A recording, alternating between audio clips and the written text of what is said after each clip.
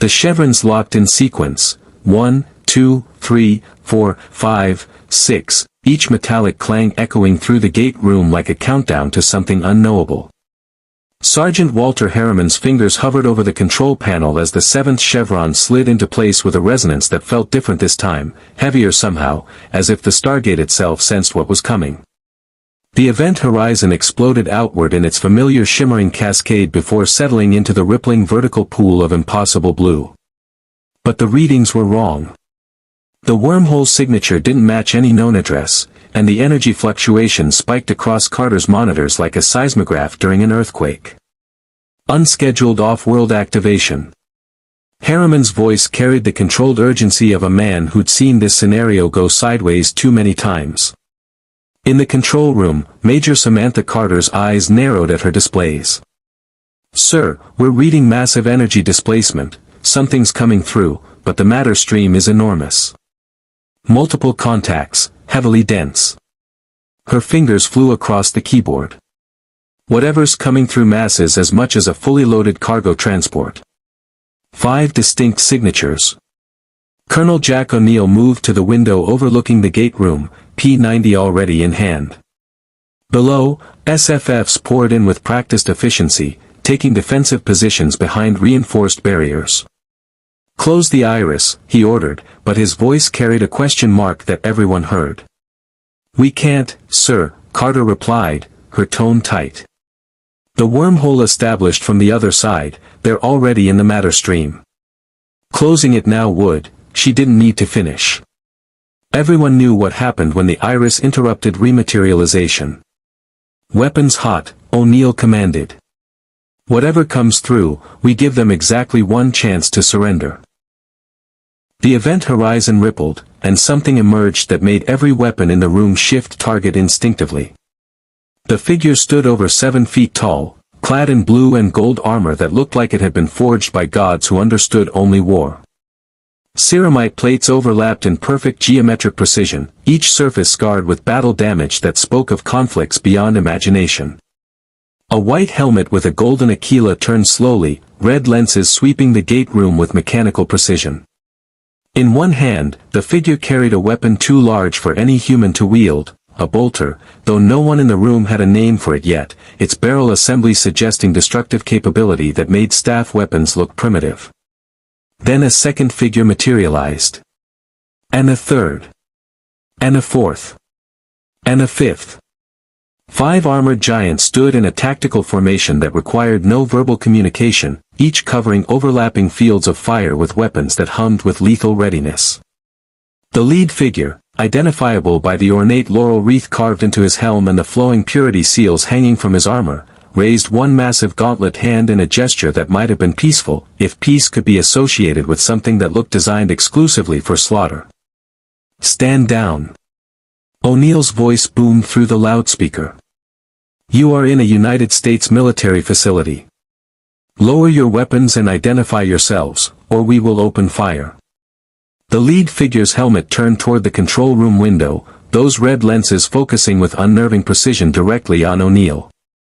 When the figure spoke, his voice emerged through armor vocalizers with a depth that seemed to resonate in the bones of everyone present, a voice that carried the weight of centuries and the absolute certainty of someone who had never questioned his purpose.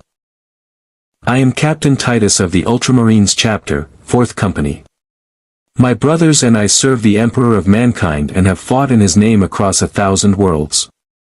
The giant warrior slowly lowered his bolter to a ready position, not quite aiming but far from surrendered. "We mean no harm to the servants of humanity, but we will defend ourselves if fired upon. By the authority of the God Emperor, I request audience with your commanding officer." In the control room, Daniel Jackson had arrived, his glasses slightly askew from running. Did he just say, God Emperor?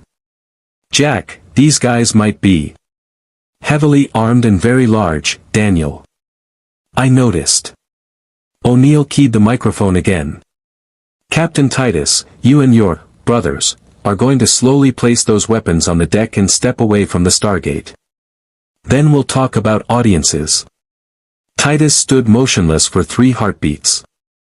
Then he maglocked his bolter to his thigh plate with a resonant clank and spread his hands large enough to crush a human skull like an egg.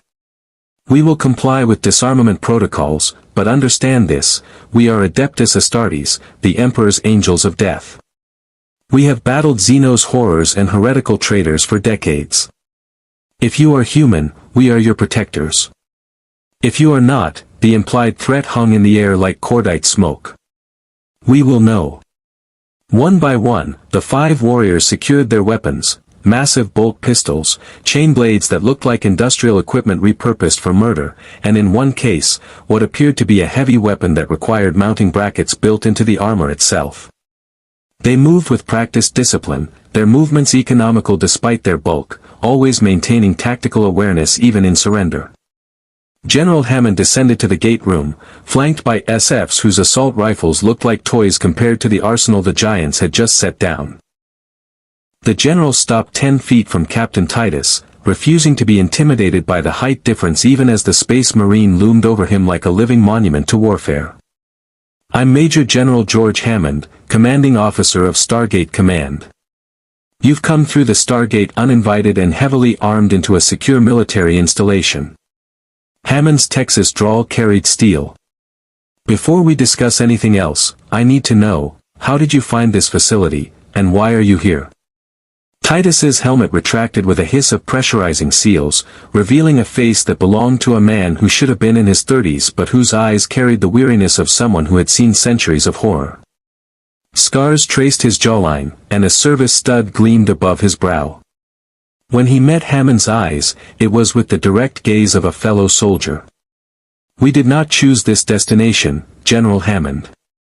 My kill team was conducting a planetary survey in the Ultramar sector when a warp storm intersected with an ancient structure, a ring of stone covered in glyphs we did not recognize. The energies pulled us through, and we emerged here. He glanced back at the Stargate with something approaching reverence. If this is standard template construct technology from the Dark Age, it is far beyond anything remaining in the Imperium. Carter had joined the group, her scientific curiosity warring with tactical caution. You're saying you were pulled through from, where exactly? And what's a warp storm? The Space Marine who stood to Titus's right, his armor marked with Medicae symbols, spoke for the first time, his vocalizer-modified voice carrying clinical precision. The warp is the immaterium, the realm of chaos and demons. We traveled through a tear in reality itself. He paused, studying Carter with gene-enhanced eyes that cataloged details no normal human would notice. You do not know of the warp. Which means either you are primitives ignorant of the galaxy's true nature, or, his expression shifted to something approaching concern.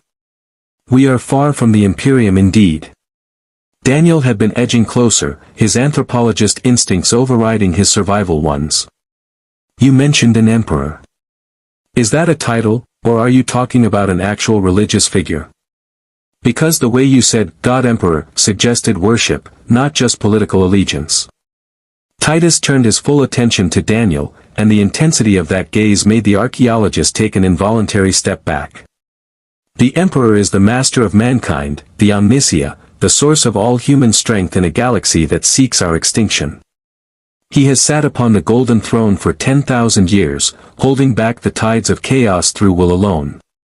We are his angels of death, gene-forged from his own biological template to be humanity's ultimate warriors.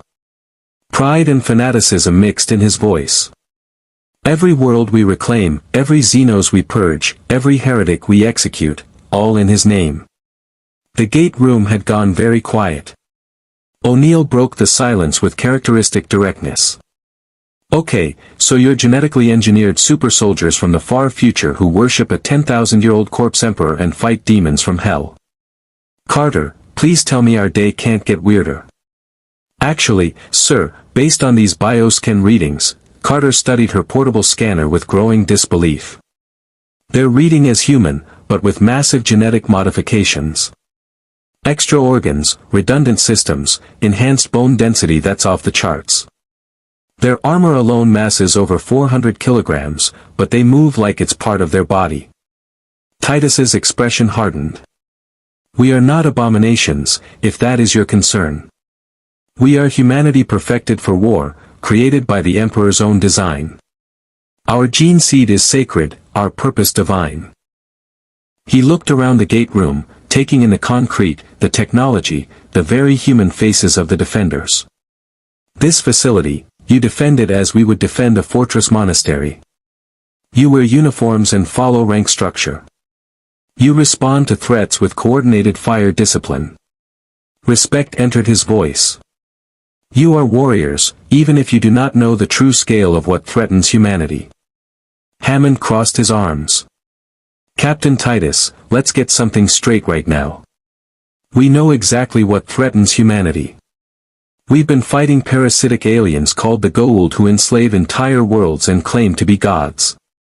We've encountered dozens of hostile species through this Stargate, and we've survived because we don't worship anyone, we think, we adapt, and we make alliances. Alliances with Xenos? The word came from one of the other Marines, his tone carrying visceral disgust. That is heresy against. Silence, Leandros. Titus's command cut through instantly. He turned back to Hammond. Forgive my brother's zealousness. The Codex Astartes teaches that Xenos are to be purged without mercy, as they can never truly coexist with humanity. But, he paused, and for the first time, uncertainty flickered across his features. We are far from the Imperium, possibly far from our own time. If you fight parasitic Xenos who claim divinity, then we share an enemy. The Emperor protects those who protect humanity. TLC entered the gate room, his footsteps deliberate as he assessed the 5 giants with a warrior's eye.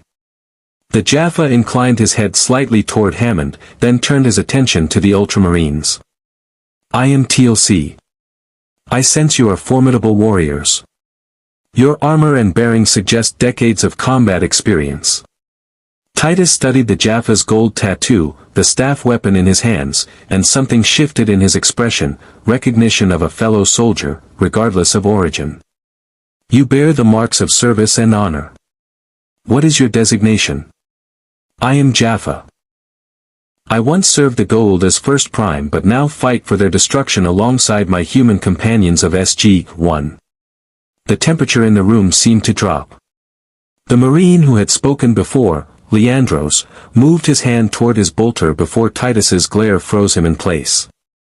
You serve the parasitic Xenos? And these humans trust you?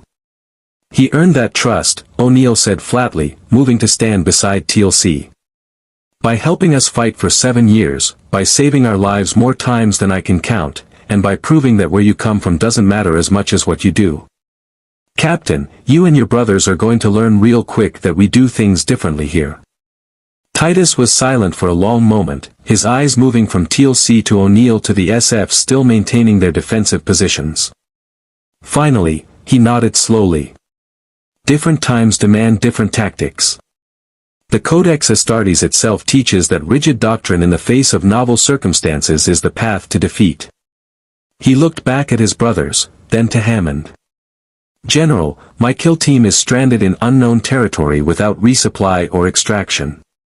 By the laws of the Imperium and the oaths we swore, we are bound to defend humanity wherever we find it. If you face enemies who threaten your people, then the Ultramarines stand ready to serve. Hammond exchanged glances with O'Neill, then Carter, reading the mixture of concern and curiosity on their faces. We'll need to debrief you thoroughly, run medical examinations, and figure out exactly what we're dealing with. In the meantime, you and your men will be confined to secure quarters under guard. No weapons. Understood. Titus straightened to attention, fist slamming against his chest plate in a salute that echoed like a thunderclap. The Emperor protects, General Hammond. And so shall we. As the Ultramarines were led away, their massive frames requiring the corridors to be cleared and doorways to be navigated sideways. Carter fell into step beside O'Neill. Sir, if even half of what they're saying is true, we're looking at a future where humanity survives by becoming, she struggled for the right word. Monsters? Daniel offered quietly. Jack, they're talking about purging entire species, worshipping an emperor as a god, genetic engineering on a massive scale. That's everything we've fought against. O'Neill watched the giants disappear around a corner, their armored footsteps shaking the floor even in retreat. Maybe. Or maybe they're what happens when humanity fights for 10,000 years and barely survives. He turned to Hammond. General, we need to know everything about these guys, where they're really from, what they're really capable of, and whether that God Emperor stuff is religious fanaticism or something we don't understand yet. Agreed, Hammond said. But Colonel, there's something else that concerns me. Captain Titus recognized our military protocols instantly. He called the Stargate standard template construct technology. And did you notice how he looked at the gate itself? Like he'd seen it before, Carter breathed. Sir, what if the ancients and their dark age of technology are the same thing? What if humanity's future becomes the Imperium because of what we're doing right now? The implications hung in the air like fallout. Through the control room window, they could see the Stargate still active, its event horizon rippling with the echoes of a connection between two versions of humanity, one that ascended to higher planes of existence, and one that descended into endless, necessary war. In the distance, Captain Titus's voice carried back through the corridors, leading his brothers in a low chant that had been old when the Imperium was young, and they shall know no fear. If you want to see more characters enter different universes, hit that subscribe button and drop the name of a character and the universe you'd want to see them in down in the comments below. Indeed. The gate shut down with its characteristic whoosh, but everyone present knew that what had come through would change everything. 5 angels of death from humanity's darkest future had arrived, bringing weapons that could shatter cities and ideology that could reshape worlds. The only question was whether Stargate Command had just gained humanity's greatest defenders, or glimpsed the nightmare that awaited if they failed. The medical bay had been cleared of all non-essential personnel, leaving only Dr. Janet Fraser, 2 armed SFs, and 5 genetically engineered giants who made the examination tables look like children's furniture. Captain Titus stood bare-chested in the center of the room, his power armor carefully disassembled and under guard in an adjacent vault, while Brother Claudius, the apothecary, provided running commentary that sounded more like a technical manual than a medical consultation. The SUSN membrane allows for voluntary suspended animation, Claudius explained as Fraser's scanner passed over Titus's chest cavity. The osmodula reinforced his skeleton during adolescent gene seed implantation. The Biscopia and Magnificat account for the enhanced musculature, approximately 4 times standard human strength, though Brother Varus exceeds that due to additional chemical therapy. Fraser's hands were steady, but her expression betrayed her growing incredulity. Doctor, you're describing surgical modifications that would take decades to heal from, let alone survive. When you say, gene seed implantation, are you talking about organ transplants?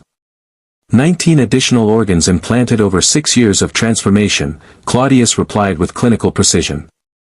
The process has a mortality rate of approximately 50%. Those who survive become Adeptus Astartes.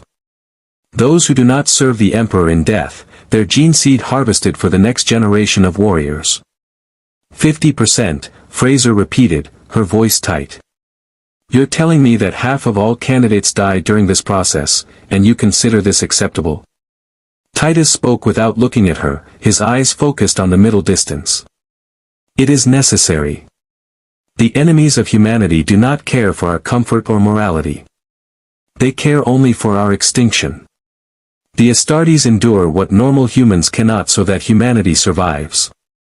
His scarred torso bore testament to decades of warfare, fused burn marks from plasma weapons, the distinctive circular scars of bolter wounds healed by his Laraman cells, and a jagged line across his abdomen where something with claws had nearly eviscerated him. In the observation room above, Hammond stood with SG-1, watching through reinforced glass as Fraser continued her examination. The bioscan results scrolled across Carter's tablet, each reading more impossible than the last. 3 lungs, 2 hearts, an organ that specifically neutralizes toxins, another that allows him to learn by eating genetic material. Carter shook her head slowly. Sir, they've turned human beings into biological weapons platforms. Every system has redundancy. Even if you destroyed one heart, he'd keep fighting. They're also showing signs of extreme indoctrination, Daniel added, his anthropologist training picking up details the medical scans couldn't capture. Notice how Titus references the Emperor in every third sentence. The ritualistic language, the absolute certainty. This isn't just military discipline, it's religious programming on a massive scale. O'Neill leaned against the window frame, arms crossed. So we've got 5 super soldiers who've been brainwashed to worship a dead emperor, genetically modified to the point where they're barely human anymore, and equipped with weapons that make Goa'uld staff blasts look like firecrackers. He glanced at Hammond. Permission to be extremely concerned, sir. Granted, Hammond replied dryly. But concern doesn't change the tactical reality. They're here, they claim to want to help, and according to the preliminary analysis of their weapons, they could tear through this facility if they chose to. He turned to Carter. Major, what did you find when you examined their equipment? Carter pulled up a holographic display that showed the disassembled components of a bolt pistol. The weapon they call a bolter fires self-propelled explosive rounds, basically miniature rockets with mass-reactive warheads. Each round is designed to penetrate armor, then detonate inside the target. The metallurgy alone is beyond anything we've seen except ancient technology. And that's their sidearm. The heavy weapon Brother Varus was carrying. Carter continued, switching displays. Best we can tell, it's designed to provide sustained suppressive fire against vehicle-sized targets. The ammunition feed alone weighs 60 kilograms. He carries it like a rifle. TLC, who had been observing in characteristic silence, finally spoke. I have fought Jaffa warriors enhanced by symbiotes, Kull warriors augmented by Goa'uld science, and even replicators formed from pure technology. These Astartes possess greater physical capability than any of them.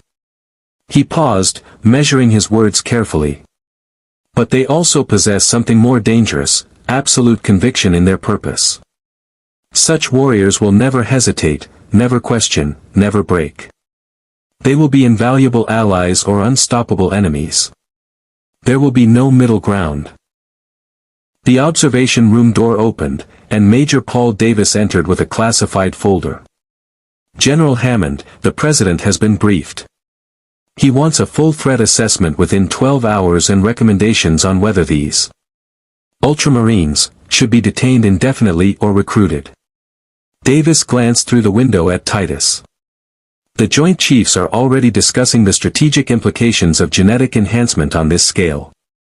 Let me guess, O'Neill said. NID wants to dissect them and steal the technology. The NID wants to study them, Davis corrected carefully.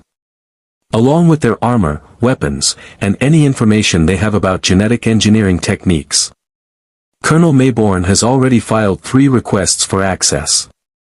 Over my dead body, Hammond stated flatly. Captain Titus and his men came through the gate asking for alliance, not imprisonment. Until they prove hostile, they're to be treated as military allies from an unknown origin point. Below, Fraser had finished her preliminary examination and was speaking quietly with Claudius, comparing notes with a mixture of professional fascination and ethical horror. The apothecary gestured to a device Mag locked to his belt, the reductor, designed to extract gene seed from fallen Astartes in the field, and Fraser physically recoiled. You harvest organs from your dead brothers.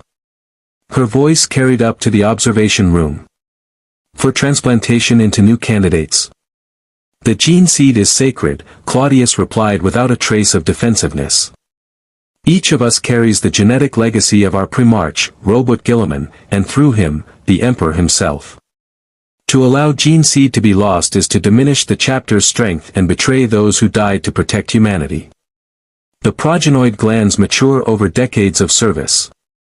When a brother falls, his gene seed ensures that 2 more Astartes will one day take his place. He met her eyes directly. You see horror. I see duty and honor given physical form.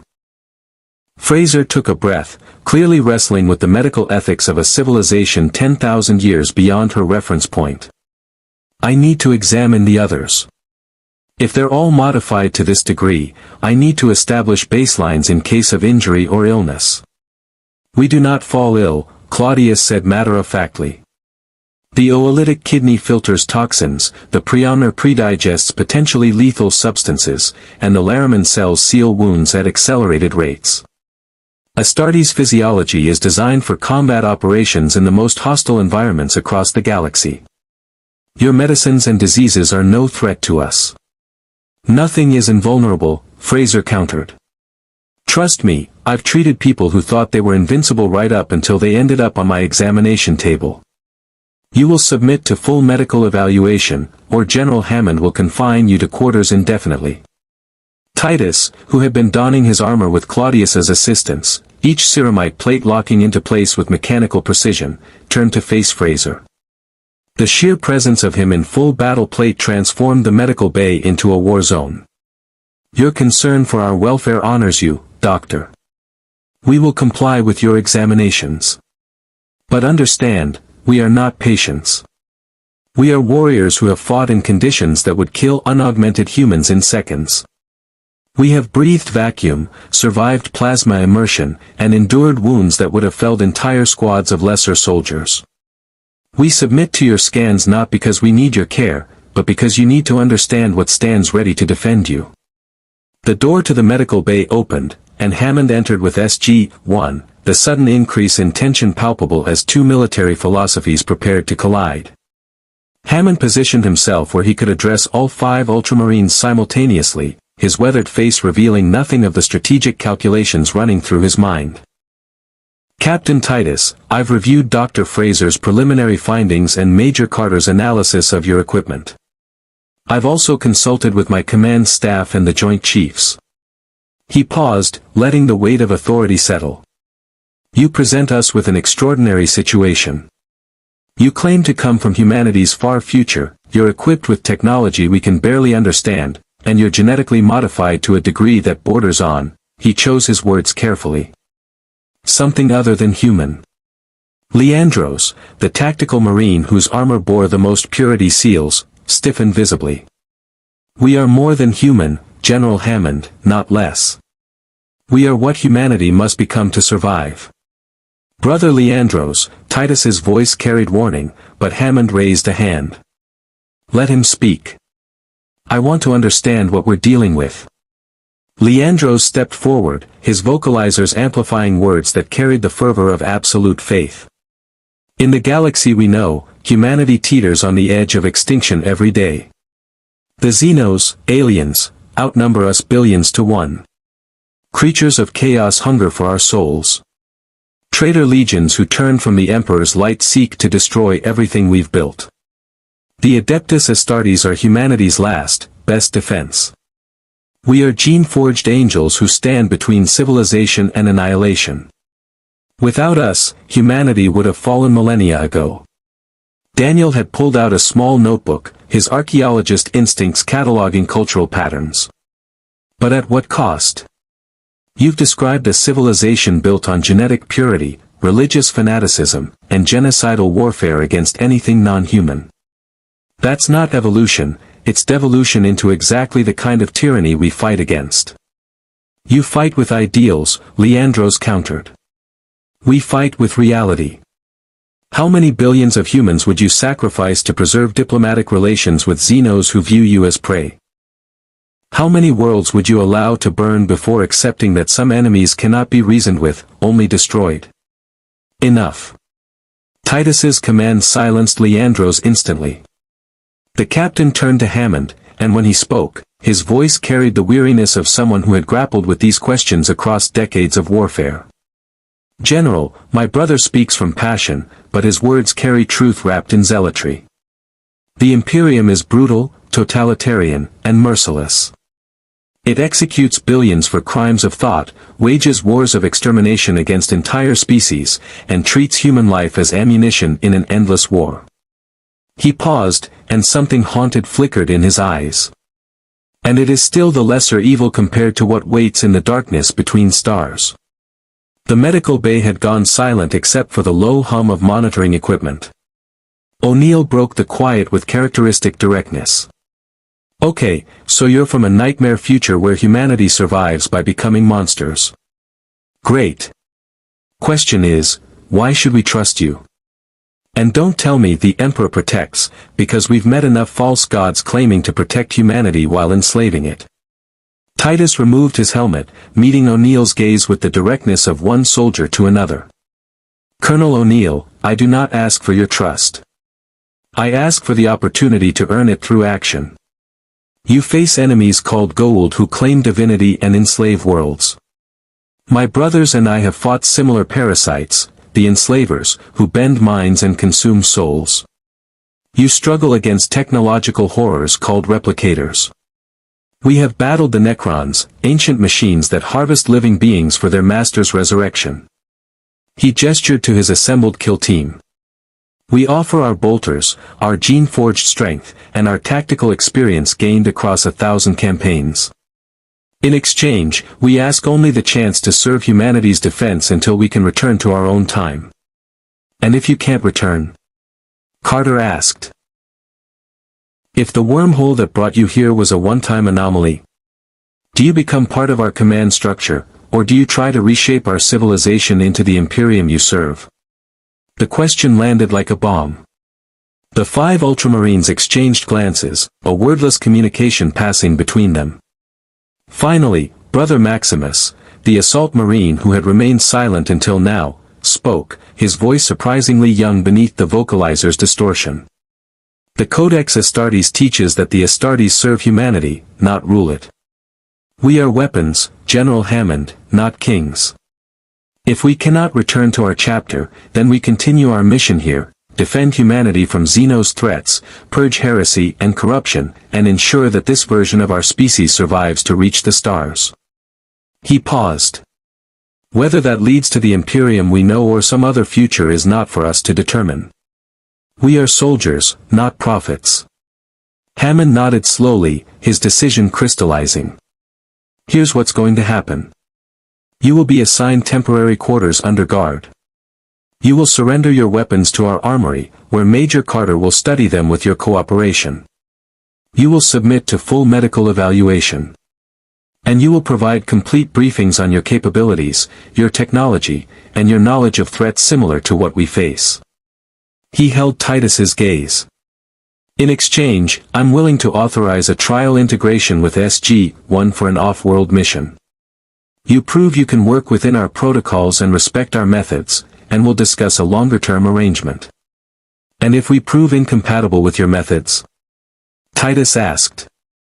Then you'll have comfortable quarters, 3 meals a day, and a lot of time to discuss philosophy with Dr. Jackson while we figure out how to send you home, O'Neill said. We're not going to lock you in a cell, but we're also not giving you free run of the base until we know you're not going to start purging anyone who doesn't worship your emperor. Titus considered this for a long moment, then slammed his fist against his chestplate in salute. Acceptable terms, General Hammond. The Ultramarines accept your protocol. We will prove our worth. As the arrangements were made and the Ultramarines were escorted to secure quarters, Hammond pulled O'Neill aside in the corridor. Jack, I want your honest assessment. Are we making a mistake here? O'Neill watched the giants navigate the corridor, their ceramite armor scraping the walls despite their careful movements. Sir, I've seen a lot of strange things come through that gate.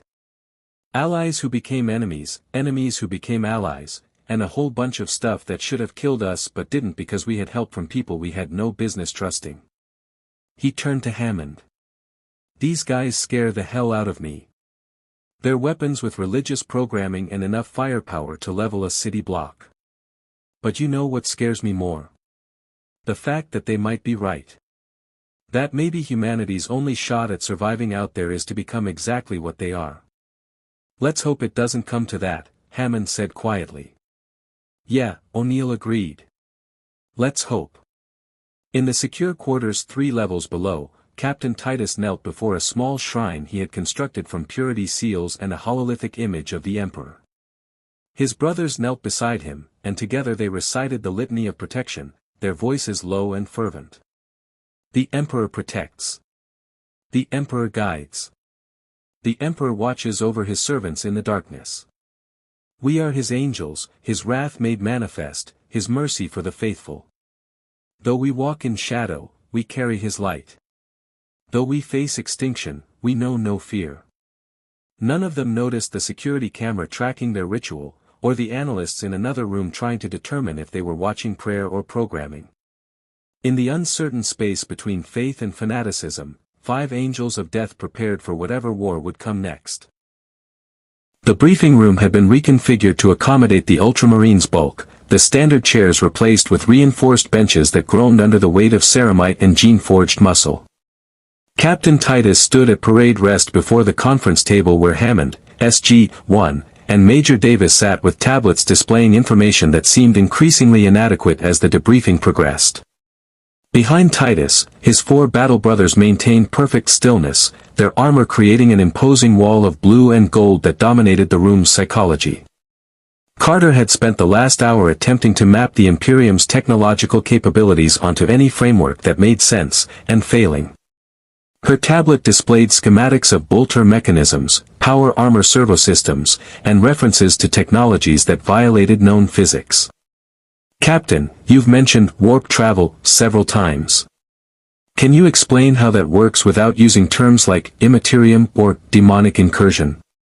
Titus's expression suggested he was being asked to explain breathing. Imagine your universe as a sheet of parchment.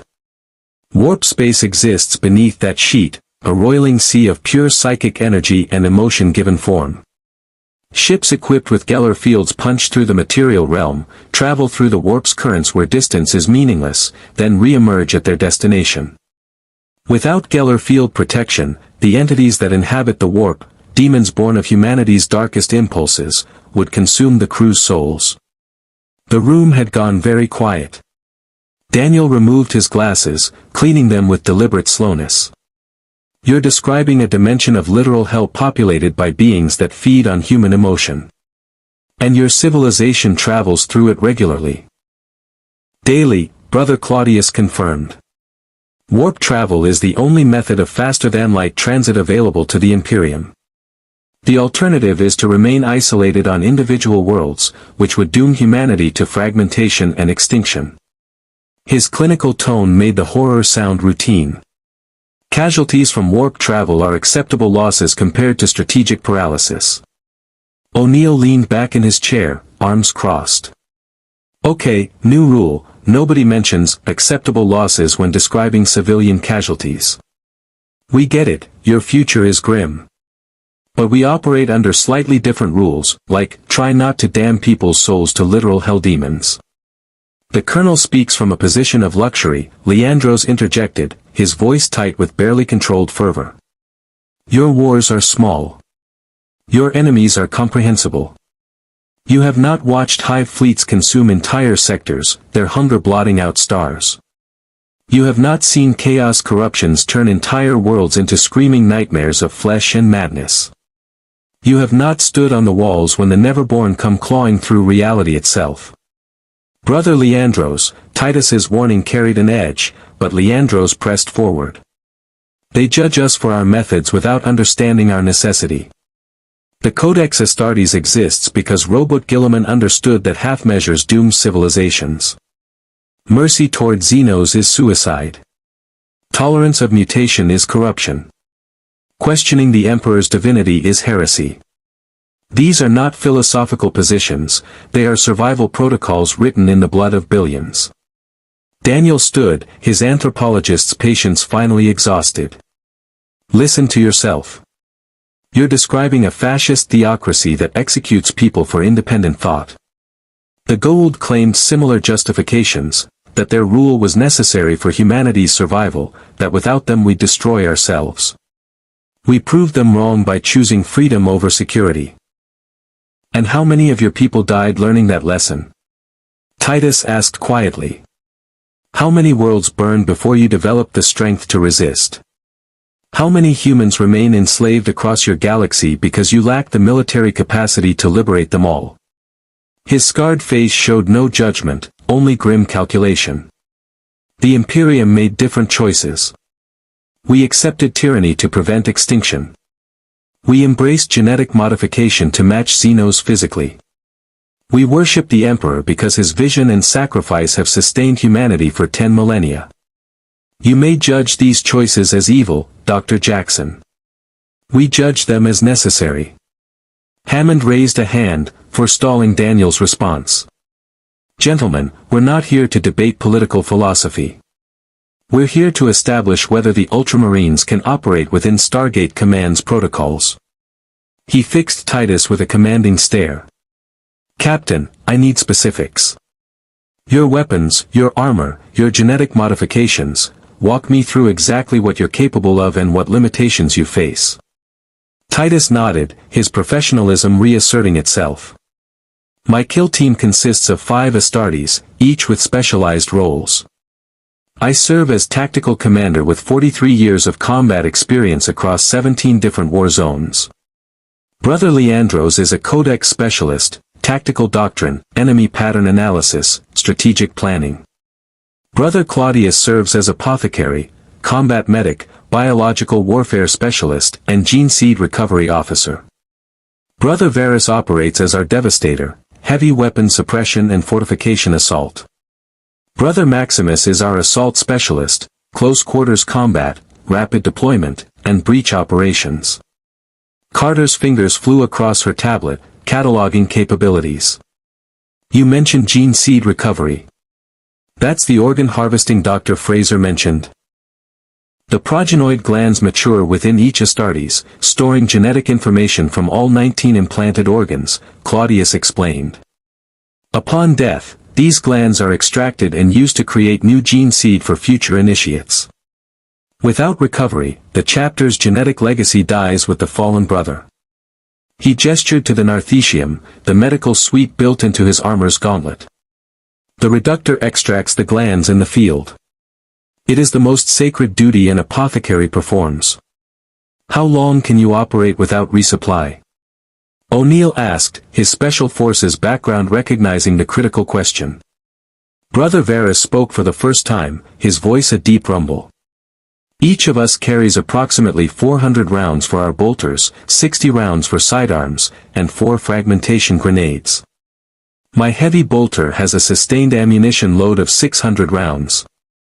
Power armor operates on internal reactors that will function for decades. Ration requirements are minimal. Astartes can enter SUS in hibernation and survive months without sustenance. So you're self-sufficient for extended operations, Hammond noted. What about repair and maintenance? Your armor must require specialized equipment. The Omnicia provides, Leandros said reflexively, then caught himself. The Adeptus Mechanicus, the tech priests of Mars, maintain all Astartes equipment through sacred rituals and machine blessings. Without access to their forges and litanies, he hesitated, the first crack in his certainty appearing. We can perform field repairs using the tools in our armor's repair kit, but catastrophic damage would require resources we do not possess in this time.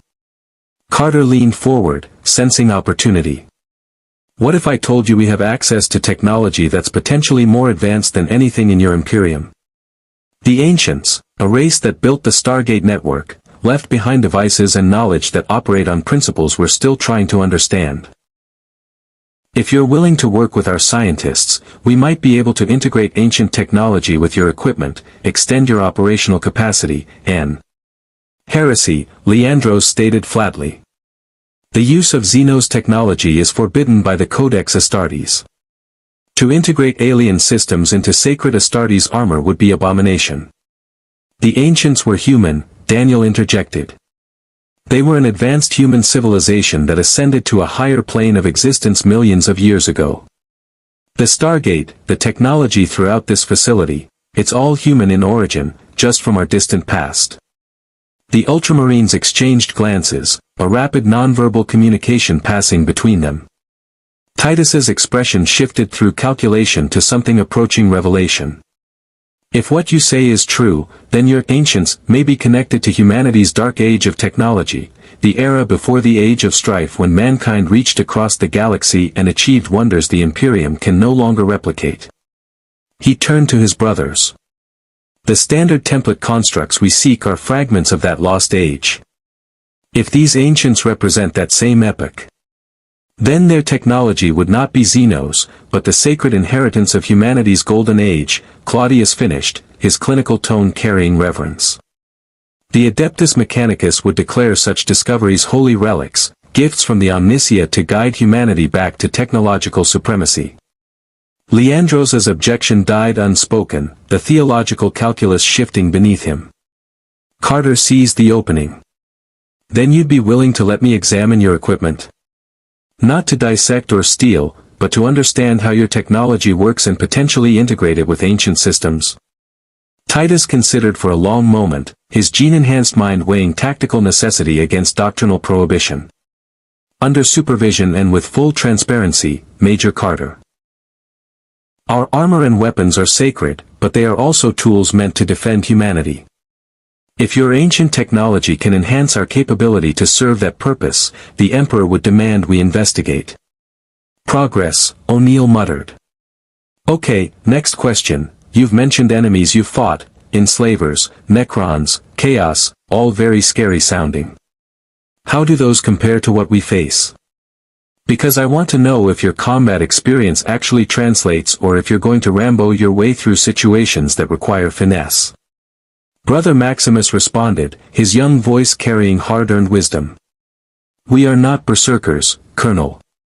The Codex Astartes contains tactical doctrine for every conceivable combat scenario: asymmetric warfare, siege operations, Xenos pacification, insurgency suppression, void combat, chemical warfare, psychic threats, and diplomatic protection. Each Astartes studies these doctrines for years before receiving his first combat assignment. He paused. But doctrine must adapt to reality. Tell us of your enemies, and we will tell you if our experience applies. Daniel pulled up holographic displays showing Goa'uld, Jaffa warriors, staff weapons, and Hatak motherships. The Goa'uld are parasitic aliens that take human hosts. They command armies of Jaffa, humans who carry Goa'uld larvae and serve as soldiers. They use energy weapons, personal shields, and ships that outgun anything Earth has built. But their real power is psychological. They've convinced entire populations they're gods, using advanced technology as proof of divinity. Parasitic Xenos claiming godhood over enslaved humans, Titus summarized. We have encountered similar threats. The enslavers enter through psychic rifts and take control of host bodies, using them as puppets to spread their influence. We purge infestation sites with extreme prejudice, orbital bombardment if necessary to prevent spread. We generally try to avoid blowing up planets, O'Neill said dryly. Because you lack the naval capacity or the strategic necessity? Leandros challenged. Because we have this radical idea that maybe planets full of innocent people shouldn't be turned into craters, O'Neill shot back. Look, I get it. You come from a place where the only solution is overwhelming firepower. But we operate differently. We save people. We make alliances. We find another way. Until you cannot, Titus said quietly. Colonel, I do not question your commitment to preserving life. But in my experience, enemies that take hostages and hide behind civilians do so because they know their opponents possess mercy they can exploit. The Goa'uld enslave entire worlds because they correctly calculate that you will not sacrifice those worlds to destroy the Goa'uld. His gaze was direct, without judgment. This makes you honorable. It also makes you vulnerable. TLC, who had been silent throughout the exchange, finally spoke. Captain Titus, I was first prime to the system Lord Apophis. I enforced his will across countless worlds, believing him to be a god. I personally killed thousands in his name. The room had gone still. I learned that false gods fear nothing more than those who refuse to kneel. The Goa'uld are not invincible. They can be defeated through unity, courage, and the willingness of free people to resist tyranny. Your Imperium may have forgotten this truth, that free humans fighting for their own survival are more powerful than enslaved humans fighting for their masters. The Jaffa's words hung in the air like a challenge. Leandros opened his mouth to respond, but Titus raised a hand, forestalling the objection. The captain studied TLC with new attention, recognition of something fundamental passing between two warriors who had both served tyrants and chosen different paths. You speak wisdom, TLC of the Jaffa. Perhaps there are lessons the Imperium has forgotten in its 10,000 years of survival. Titus straightened. Very well. General Hammond, you offer us trial integration with an off-world mission. We accept, with the understanding that we will follow your tactical protocols and rules of engagement. If our methods prove incompatible, we will submit to whatever judgment you deem appropriate. Hammond nodded, satisfied. Colonel O'Neill, prepare SG-1 for a standard reconnaissance mission, something low-risk where we can evaluate how the Ultramarines perform under controlled conditions. Major Carter, you'll coordinate with Captain Titus on equipment integration. Dr. Jackson, I want cultural briefings for both sides, make sure everyone understands each other's capabilities and limitations. As the meeting broke up and the Ultramarines filed out, Daniel caught up with Titus in the corridor. Captain, can I ask you something personal? Titus paused, his massive frame making the hallway feel claustrophobic. Speak. Do you really believe your Emperor is a god? Or is it just something you say because it's expected? The Space Marine was silent for a long moment, his scarred face unreadable. When he finally spoke, his voice carried the weight of centuries. Dr. Jackson, I have fought demons that should not exist. I have seen worlds consumed by chaos where reality itself breaks down. I have watched Brother Astartes fall to corruption and become monsters worse than any Xenos. And through it all, the Emperor's will has sustained us. His light drives back the darkness. His sacrifice on the golden throne holds back tides of horror you cannot imagine. He met Daniel's eyes directly. Whether he is a god in the way you understand divinity, I cannot say. But he is the only thing standing between humanity and annihilation. That makes him worthy of worship, whether or not he desires it.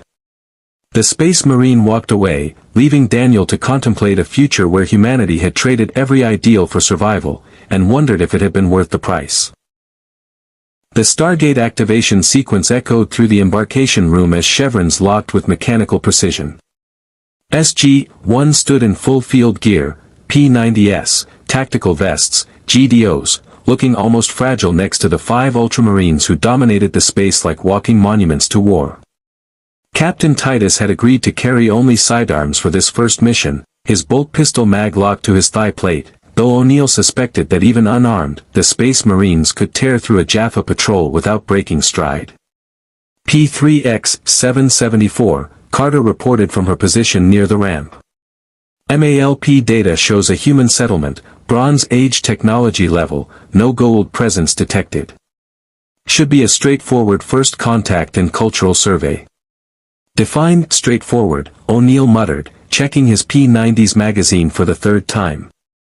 Because in my experience, the universe has a sick sense of humor about these things. Titus descended the ramp with his kill team, their armored footsteps resonating through the concrete. The Ultramarines had spent the past 2 days in intensive briefings about SGC protocols, non-interference with developing cultures, diplomatic engagement before military action, the importance of not terrifying Bronze Age villagers with 8-foot-tall armored giants. Leandros had objected strenuously to what he called coddling primitives who should be brought into imperial compliance, but Titus had enforced discipline with the absolute authority of a Space Marine captain. Captain, your team will follow SG-1's lead on all cultural interactions, Hammond reminded from the control room. This is a reconnaissance and first contact mission. We're there to observe, assess, and establish friendly relations if possible. No weapons free unless absolutely necessary for self-defense. Understood, General. Titus's acknowledgement carried the weight of a binding oath. He turned to his brothers, switching to rapid-fire battle cant that the SGC's translators couldn't quite parse.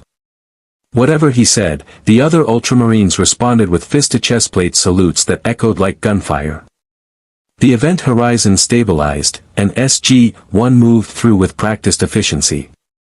The Ultramarines followed, and for a moment the wormhole seemed to strain against the sheer mass of ceramite and gene-forged biology being dematerialized.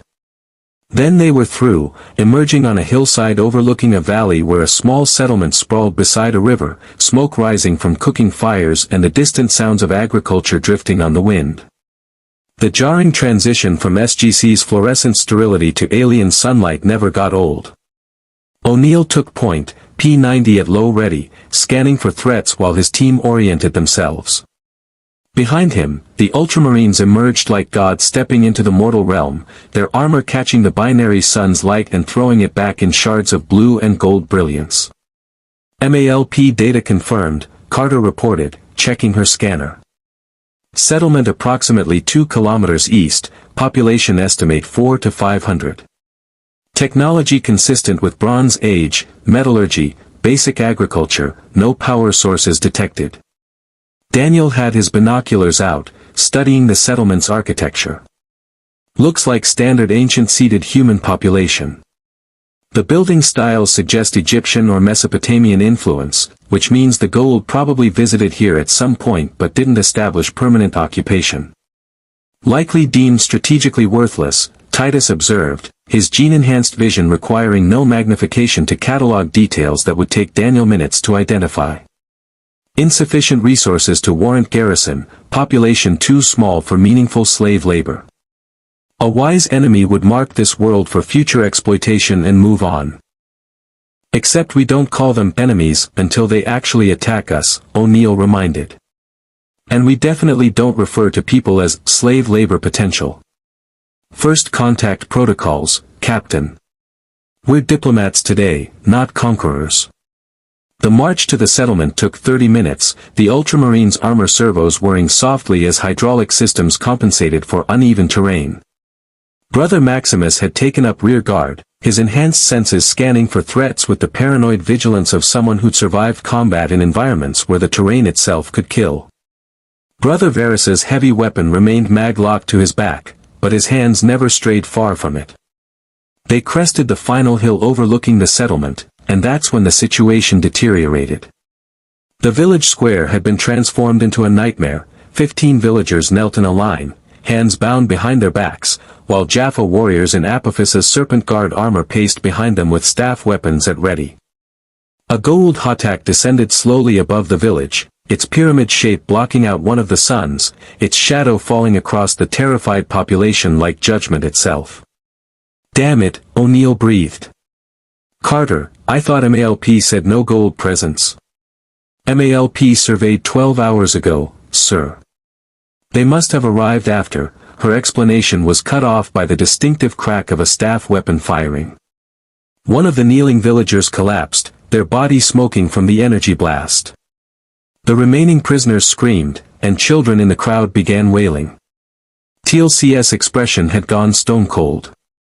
That is Goa'uld, a minor underlord in Apophis's service.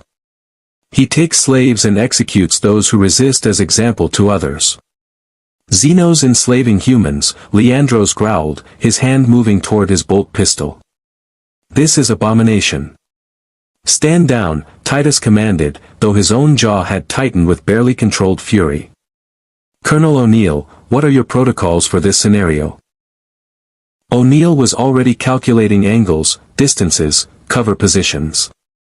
A standard Jaffa complement for a Hatak this size would be 30 to 40 warriors, half of whom were probably in the village securing prisoners. The ship's weapons could level the settlement, but Goa'uld rarely destroyed potential slaves without reason. The tactical situation was terrible, but not impossible. We observe and assess, O'Neill said, though the words tasted like ash. We're outnumbered, outgunned, and one wrong move gets those villagers killed.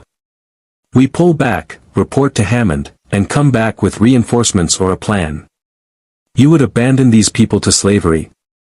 Maximus's young voice carried disbelief. While you possess the strength to intervene.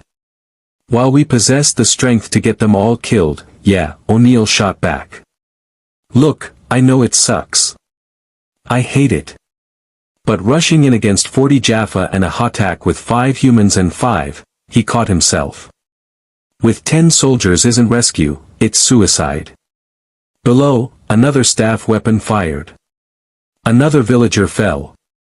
The Goa'uld host, Goa'uld, wearing the golden armor and serpent helmet of System Lord rank, stepped forward, his voice amplified through the armor systems to carry across the square. You dare resist your gods?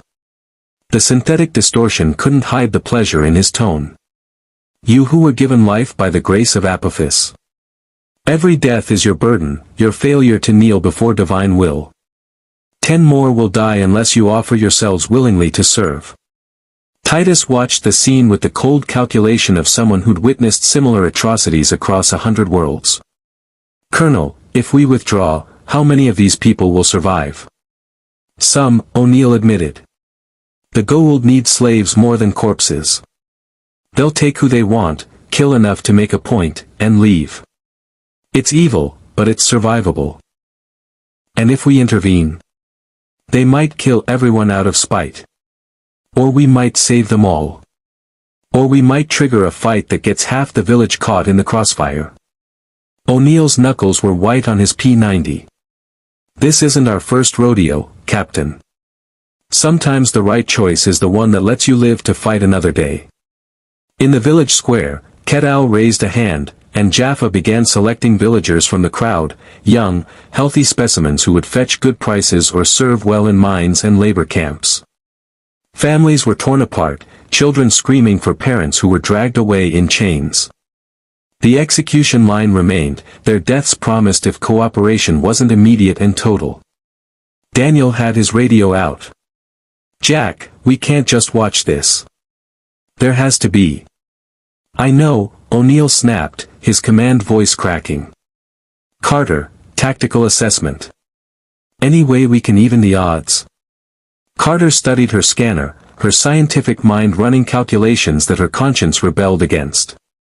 The Hatak's shields are up, but it's in low hover, probably to intimidate rather than for tactical positioning. If we could disable the shields or draw off the Jaffa complement, she trailed off, recognizing how thin the possibilities were. Titus had been speaking quietly with his brothers in Battlecant, their helmets almost touching as tactical doctrine flowed between them at conversation speeds that suggested years of coordinated combat. Finally, he turned to O'Neill. Colonel, request permission to engage. Permission denied. We're pulling back. Then I formally request that you and your team withdraw while the Ultramarines engage independently, Titus stated, his voice carrying absolute certainty. This would place no culpability on Stargate Command and preserve your diplomatic protocols. We will accept full responsibility for our actions. O'Neill stared at the Space Marine captain, trying to read an expression carved from gene-forged certainty. You're talking about 5 of you against 40 Jaffa and a Hatak. That's not courage, that's suicide. That is Tuesday, Brother Varus rumbled. We have held worse odds against more dangerous foes. TLC stepped forward, his staff weapon at ready. If the Ultramarines engage, I will stand with them. I will not watch Jaffa enslave the innocent while I possess the strength to prevent it. Don't, O'Neill began, but the Jaffa's expression was immovable. O'Neill, you taught me that there comes a time when protocol must yield to conscience. This is that time. Below, 3 more villagers were dragged to the execution line. Goa'uld's amplified laughter echoed across the valley. Your gods grow impatient. 10 more deaths to teach obedience. Daniel had moved beside TLC, his pistol drawn despite his near uselessness in firefights. Jack, I can't walk away from this. I won't. Carter looked between her team and the village, her hand on her P90's grip. Sir. O'Neill closed his eyes, ran through every regulation he was about to violate, every consequence that would rain down from Hammond and the Joint Chiefs, every way this could go catastrophically wrong. Then he opened them and keyed his radio. General Hammond, this is SG-1. We have a situation. In the seconds it took Hammond's response to arrive, Titus was already issuing orders in Battlecant. The Ultramarines spread out into combat spacing, weapons coming online with lethal readiness.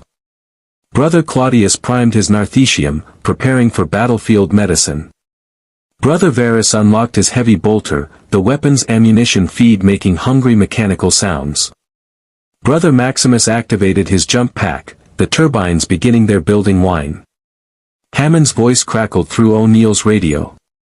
Colonel, MALP telemetry shows Goa'uld forces in the settlement. What's your situation?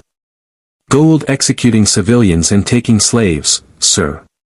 Captain Titus has requested permission to engage. I'm considering approval. The pause lasted an eternity. Then Hammond's voice returned, carrying the weight of command decisions that would haunt him. Colonel O'Neill, you are authorized to render humanitarian assistance as you see fit. But understand, this will have consequences. Understood, sir. O'Neill out. He turned to Titus. You get your permission, Captain. But we do this smart. What's your plan? Titus's smile was terrifying, the expression of a warrior who had dreamed of this moment since the parasitic Xenos appeared. Brother Maximus performs aerial assault, drawing anti-air response and forcing Jaffa to look skyward. Brother Varus provides sustained suppressive fire from this ridge, pinning enemy forces. Brothers Claudius, Leandros, and I advance through the western approach under covering fire, engaging in close quarters where Jaffa staff weapons lose effectiveness. SG-1 maintains overwatch and provides precision fire as targets present. And the attack? Carter asked. We'll likely withdraw rather than risk bombardment that would destroy their slave-taking operation, Titus assessed. Goa'uld value resources over honor. Once their ground forces collapse, they retreat to preserve assets. He looked at O'Neill. This is sound doctrine, Colonel. We can win this. O'Neill wanted to argue, to find the flaw that would justify withdrawal. But the plan was solid, the Ultramarines' confidence wasn't bravado but experience, and in the village square, Goa'uld was raising his hand to order more executions. Damn it. All right, we do this. But nobody plays hero, we extract if it goes sideways, understood? The Emperor protects, Titus said simply, and activated his helmet seals. His brothers did the same, their red eye lenses glowing like judgment itself. Brother Maximus's jump pack ignited, hurling him skyward in a pillar of controlled thrust and ceramite. He arced over the village like a blue meteor, bolt pistol already firing as he identified targets. The explosive bolts, self-propelled mass-reactive rounds, struck Jaffa with devastating precision, each impact followed by detonations that turned armored warriors into red mist. The effect was instantaneous chaos. Jaffa whirled toward the sky, staff weapons tracking the impossible aerial target. Goa'uld's amplified voice screamed orders in Goa'uld. The Hatak's turrets began rotating, energy weapons charging to bring down the flying warrior. That's when Brother Varus opened fire. The heavy bolter roared, a sound like continuous thunder that rolled across the valley and shook stones loose from ancient walls. Explosive rounds sleet into the village square at 600 rounds per minute, each bolt finding Jaffa warriors who had never encountered firepower that treated their armor as paper. Bodies exploded. Cover disintegrated. The Jaffa formation collapsed into panicked retreat. And through the chaos, 3 blue-armored angels charged down the hillside at speeds no human could match, their gene-forged legs eating distance while bolt pistols sang their devastating hymn. Titus led with perfect tactical form, his chainsword roaring to life as he closed on the nearest Jaffa. The weapon's adamantium teeth tore through serpent armor and flesh beneath, the Jaffa's dying scream lost in the chainblade's shriek. SG-1 opened fire from the ridge, P-90S and TLCS staff weapon adding precision to the Ultramarines' overwhelming violence. It wasn't a battle. It was execution presented as combat, 40 Jaffa warriors learning in their final seconds that they had encountered something far beyond their experience. In the Hatak above, Goa'uld made his calculation and chose survival. The pyramid ship's engines flared, and it began ascending, abandoning ground forces to their fate. Brother Maximus pursued on jump pack thrust, but the Hatak's shields absorbed his bolt pistol fire as it climbed toward orbit.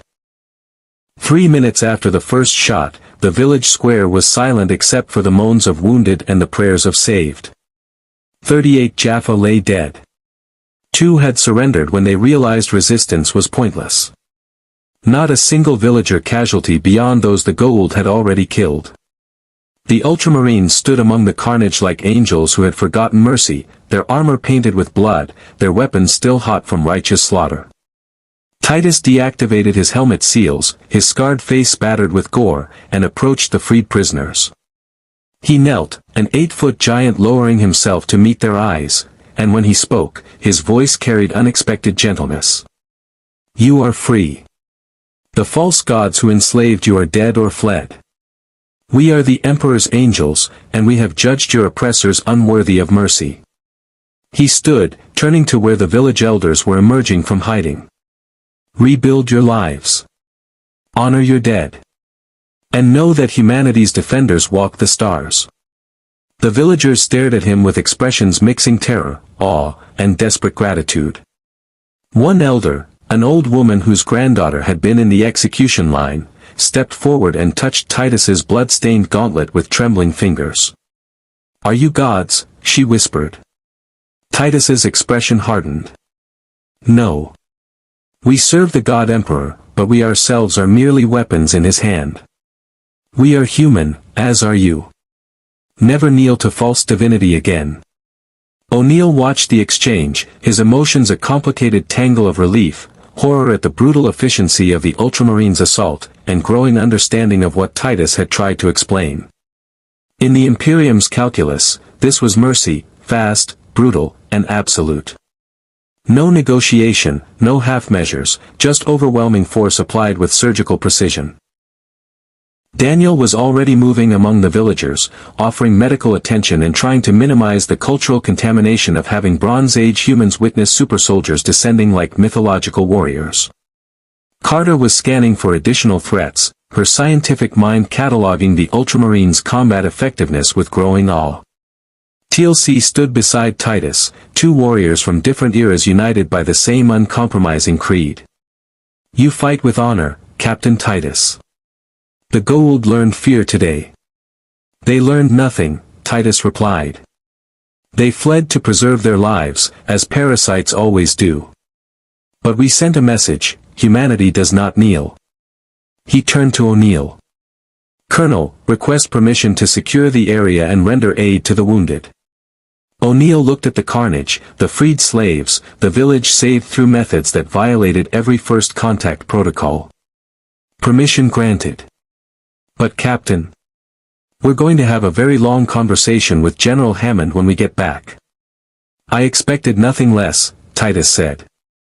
The Emperor protects, Colonel. Even when the cost is measured and regulations violated. The debriefing room at Stargate Command felt smaller than usual, packed with Hammond, SG-1, the Ultramarines, and 3 members of the Joint Chiefs participating via secure video conference. Major Davis stood beside the display screen showing footage from SG-1's helmet cameras, 38 dead Jaffa, explosive violence measured in seconds, and 5 armored giants standing among the carnage like monuments to warfare's darkest efficiency. 38 enemy combatants neutralized in under 4 minutes, General Vidrine stated from the Pentagon, his tone carefully neutral. 0 friendly casualties. 0 civilian casualties beyond those already killed before your intervention. Captain Titus, from a purely tactical standpoint, this was an exemplary military operation. Thank you, General, Titus replied, standing at attention despite his armor making the posture almost comically formal. However, Vidrine continued, his voice hardening, this was also a gross violation of established first contact protocols, an unauthorized combat engagement that could have triggered a wider Goa'uld response, and a demonstration of firepower that will undoubtedly transform the cultural development of P3X-774 for generations. Colonel O'Neill, explain your decision to authorize this action. O'Neill had been expecting this. Sir, we had immediate civilian casualties in progress, a Goa'uld slave-taking operation, and tactical assets, the Ultramarines, specifically designed for this type of engagement. The alternative was watching innocents die while we had the capability to intervene. I made the call. A call that contradicts our non-interference guidelines, another Joint Chief observed. Dr. Jackson, from an anthropological standpoint, what's the cultural impact going to be? Daniel removed his glasses, choosing his words carefully. The villagers witnessed beings they'll interpret as divine warriors descending to save them. Despite Captain Titus explicitly denying godhood, the psychological impact of that rescue will shape their cultural development. We're looking at potential cargo cult formation, religious reinterpretation, possibly even a new mythology centered around angels in blue armor. It's significant contamination. And yet, TLC interjected, those villagers are alive, free, and aware that the Goa'uld are not invincible gods. Sometimes cultural contamination serves a greater purpose than anthropological purity. Hammond had been silent, studying the tactical footage with the eye of someone who'd made similar impossible decisions. Gentlemen, I authorized Colonel O'Neill's action after reviewing the situation. The responsibility is mine. Captain Titus requested permission to engage, Colonel O'Neill approved, and I confirmed. If there are disciplinary consequences, they fall on my command. Actually, General, Vadrine said, the consequences are more complicated. Captain Titus, your combat performance has caught significant attention. The NID has formally requested access to your team for extensive capability assessment. The Joint Chiefs want to discuss potential integration of Astartes methodology into Special Forces training. And the President wants to know if there are more of you where you came from, and if so, how quickly we can recruit them. The room went very quiet. Titus's expression shifted through several emotions, surprise, calculation, and something that might have been concern. General Vadrine, my brothers and I are not a military resource to be requisitioned. We serve the Emperor and the Ultramarines chapter. We are stranded in your time, yes, but we remain bound by our oaths to the Imperium. An Imperium that exists 10,000 years in the future, Vadrine countered. Which means your chain of command is currently non-existent. You're soldiers without a nation, Captain. We're offering you purpose, resources, and the opportunity to continue defending humanity, just in a different era. Leandros bristled visibly. We are Adeptus Astartes. Our purpose is eternal, our loyalty absolute. We do not transfer allegiance like mercenaries shifting employers.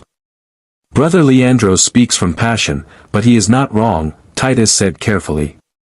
We appreciate the opportunity General Vadrine presents. However, our gene seed, our training, our very existence is predicated on serving the Emperor's vision for humanity's future. We cannot simply adopt new loyalties because circumstances have changed. Carter, who had been reviewing tactical data on her tablet, looked up. Captain, with all due respect, your Emperor exists 10 millennia from now. The Imperium you serve hasn't been founded yet. You're fighting for a future that may never happen if we fail here. Doesn't that suggest that your true loyalty should be to humanity's survival, regardless of what form that takes? The question landed like a theological grenade. The Ultramarines exchanged glances, their helmetless faces revealing the complexity of warriors confronting a paradox their training had never prepared them for. Brother Claudius spoke first, his clinical precision cutting through emotional response. Major Carter raises a valid theological concern. If the Emperor does not yet sit upon the golden throne, if the Imperium has not yet been forged in the age of strife, then our gene seed was created by a future that may be mutable. The Codex Astartes teaches that the Astartes serve humanity's survival above all other considerations. If this time is where humanity faces existential threat, then, he paused, the implications clearly troubling him. Then our duty may indeed be here, regardless of our origins. That borders on heresy, Leandros stated flatly. The Emperor is eternal, his plan divine. We cannot question. We can question tactical deployment while maintaining strategic faith, Titus interrupted, his command voice brooking no argument. Brother Leandros, the Codex itself warns against rigid doctrine in novel circumstances. We face circumstances no Ultramarine has ever encountered.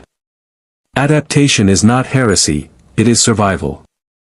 The video conference screen split, and a new face appeared, Senator Kinsey, whose expression suggested he'd been listening and calculating. Captain Titus, the United States government is prepared to offer your team full military integration, including officer commissions equivalent to your current rank, access to our research facilities, and significant resources to support your operations. In exchange, we need your tactical expertise, your combat capability, and your cooperation in understanding the genetic enhancements that make you so effective. O'Neill groaned audibly. Oh, here we go. Senator, with all due respect, these guys aren't lab rats for whatever super soldier program you're dreaming about. Colonel, we're talking about technology that could revolutionize human combat capability, Kinsey replied smoothly. Imagine entire units of soldiers with Astartes enhancements, stronger, faster, nearly unkillable. We could end the Goa'uld threat permanently. By becoming exactly what we fight against, Daniel interjected.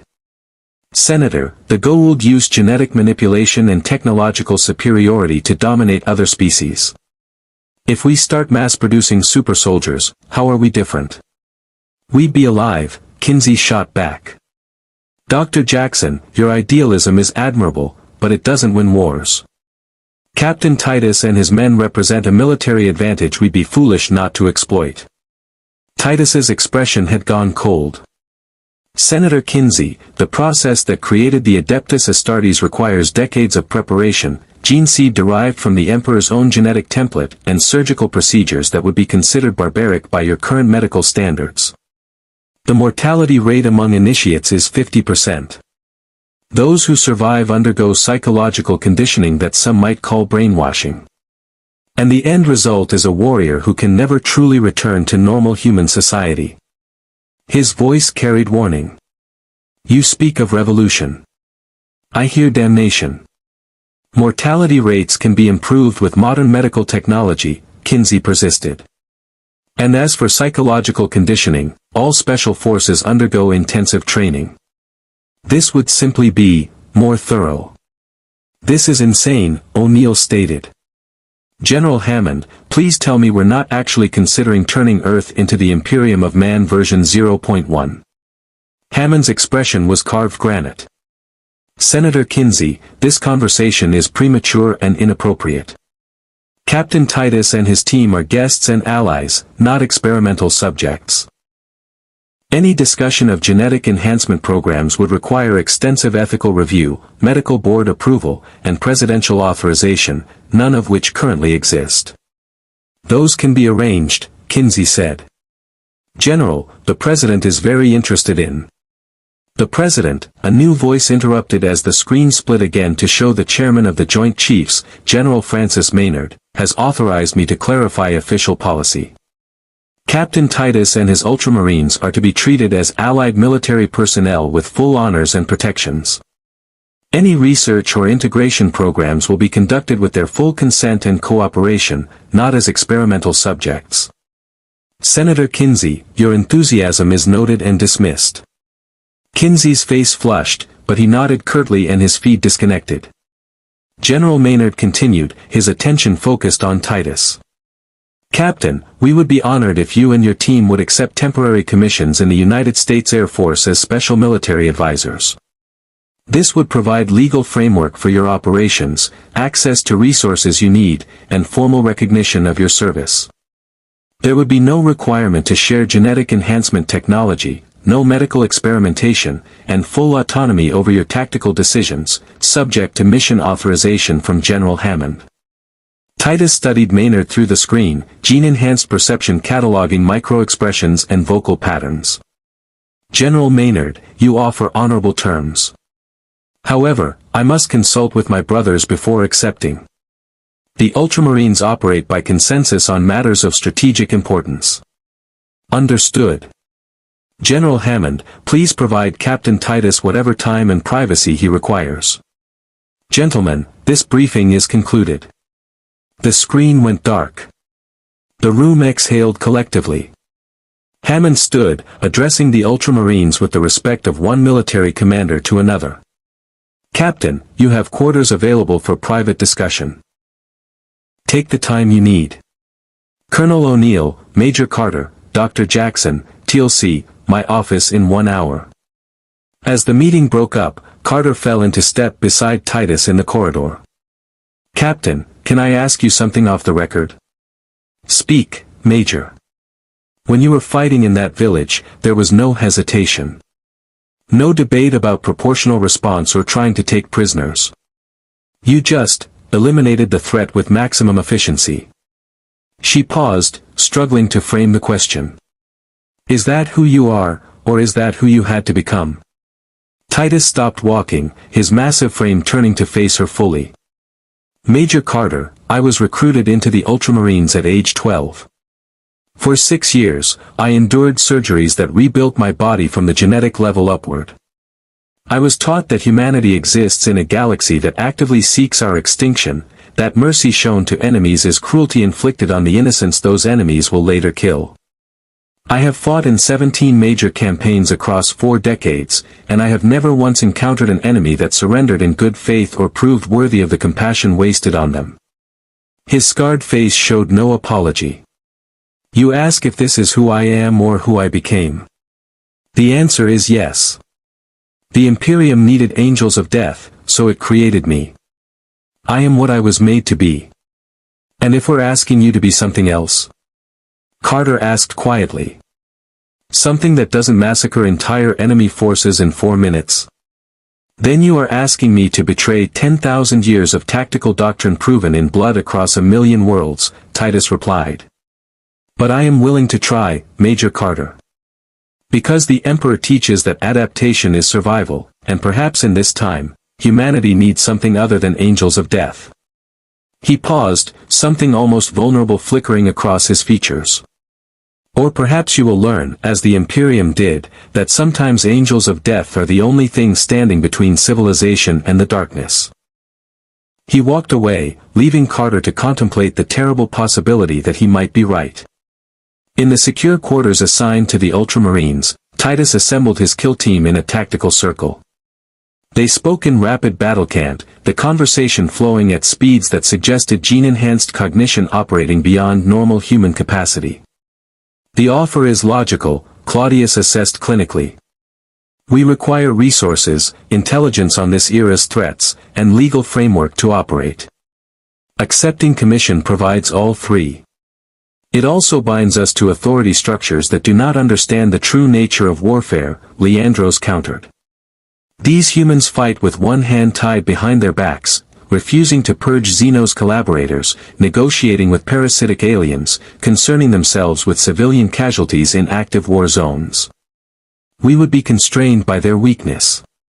Or we would teach them strength," Brother Varus rumbled. "The Codex instructs that Astartes serve as exemplars, that humans learn by witnessing our dedication. Perhaps our purpose here is to prepare humanity for what awaits them." Brother Maximus, youngest of the kill team, spoke with unexpected wisdom. "Brothers, we debate doctrine while ignoring reality. We are 5 Astartes, alone, 10,000 years before our chapter exists. Whether we accept their commission or refuse, we remain stranded. The question is not whether we serve, but how we serve with honor." Titus had been silent, weighing variables with the tactical mind that had earned him command. "General Maynard's offer preserves our autonomy while providing resources we need. We would operate as attached specialists, not line soldiers. We maintain our oaths to the Emperor while defending this era's humanity." He looked at each brother in turn. "But accepting means we acknowledge that the war we knew may not be the war we face.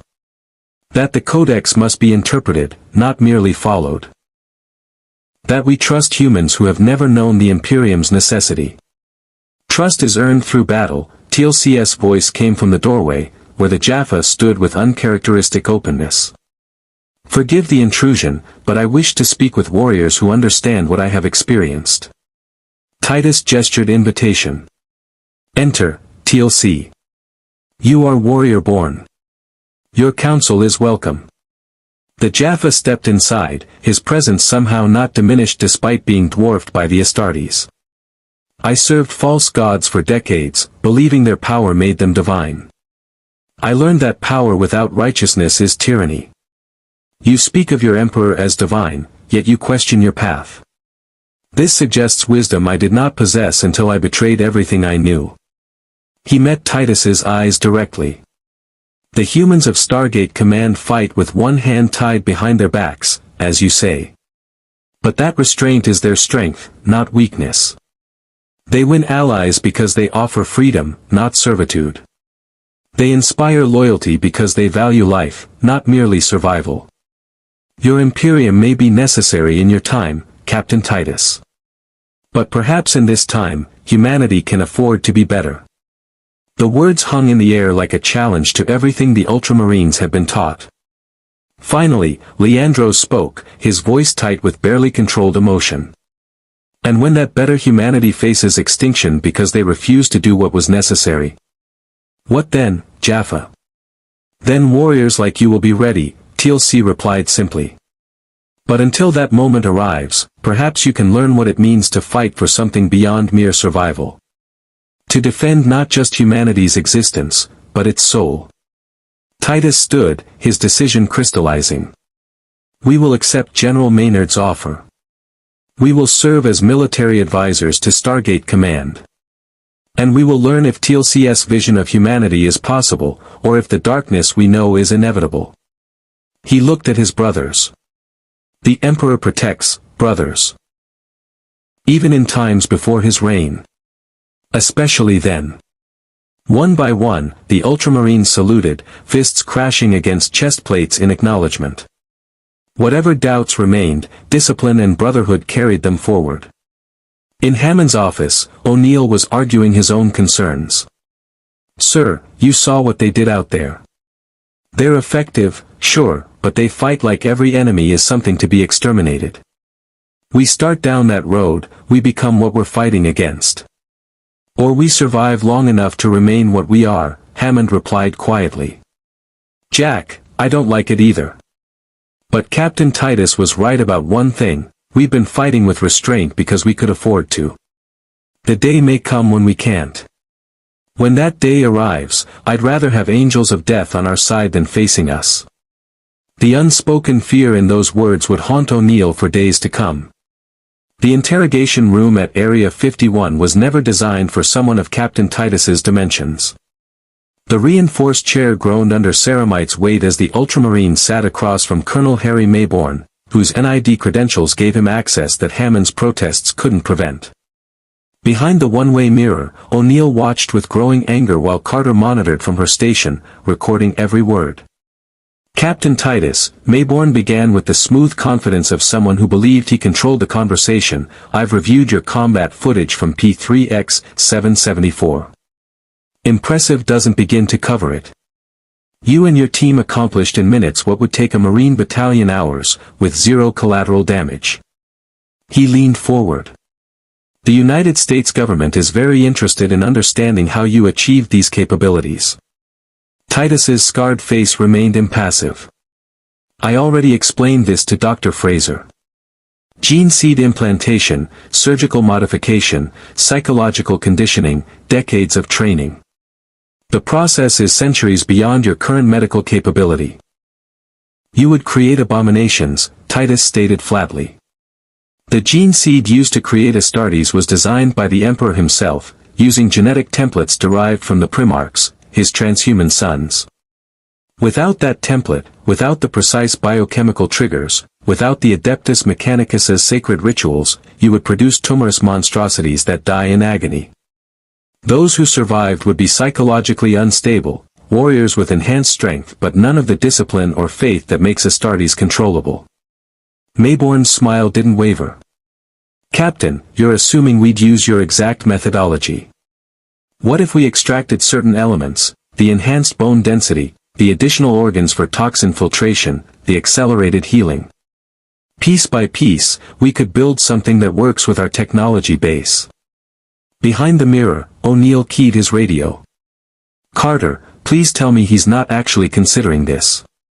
Sir, the biological samples Dr. Fraser collected during the medical examination are stored in our secure facility, Carter replied, her voice tight. But Colonel Mayborn has requisition authorization from NID oversight. If he pushes hard enough. Over my dead body, O'Neill growled. In the interrogation room, Titus's expression had shifted from impassive to dangerous. Colonel Mayborn, I will speak plainly so there is no misunderstanding. The Astartes enhancement process is sacred. The gene seed within my body carries the genetic legacy of Robot Guilliman and through him, the Emperor himself.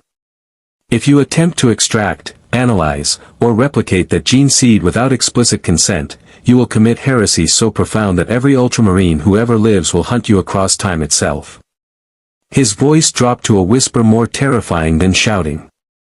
I have personally purged planets that attempted to create false Astartes.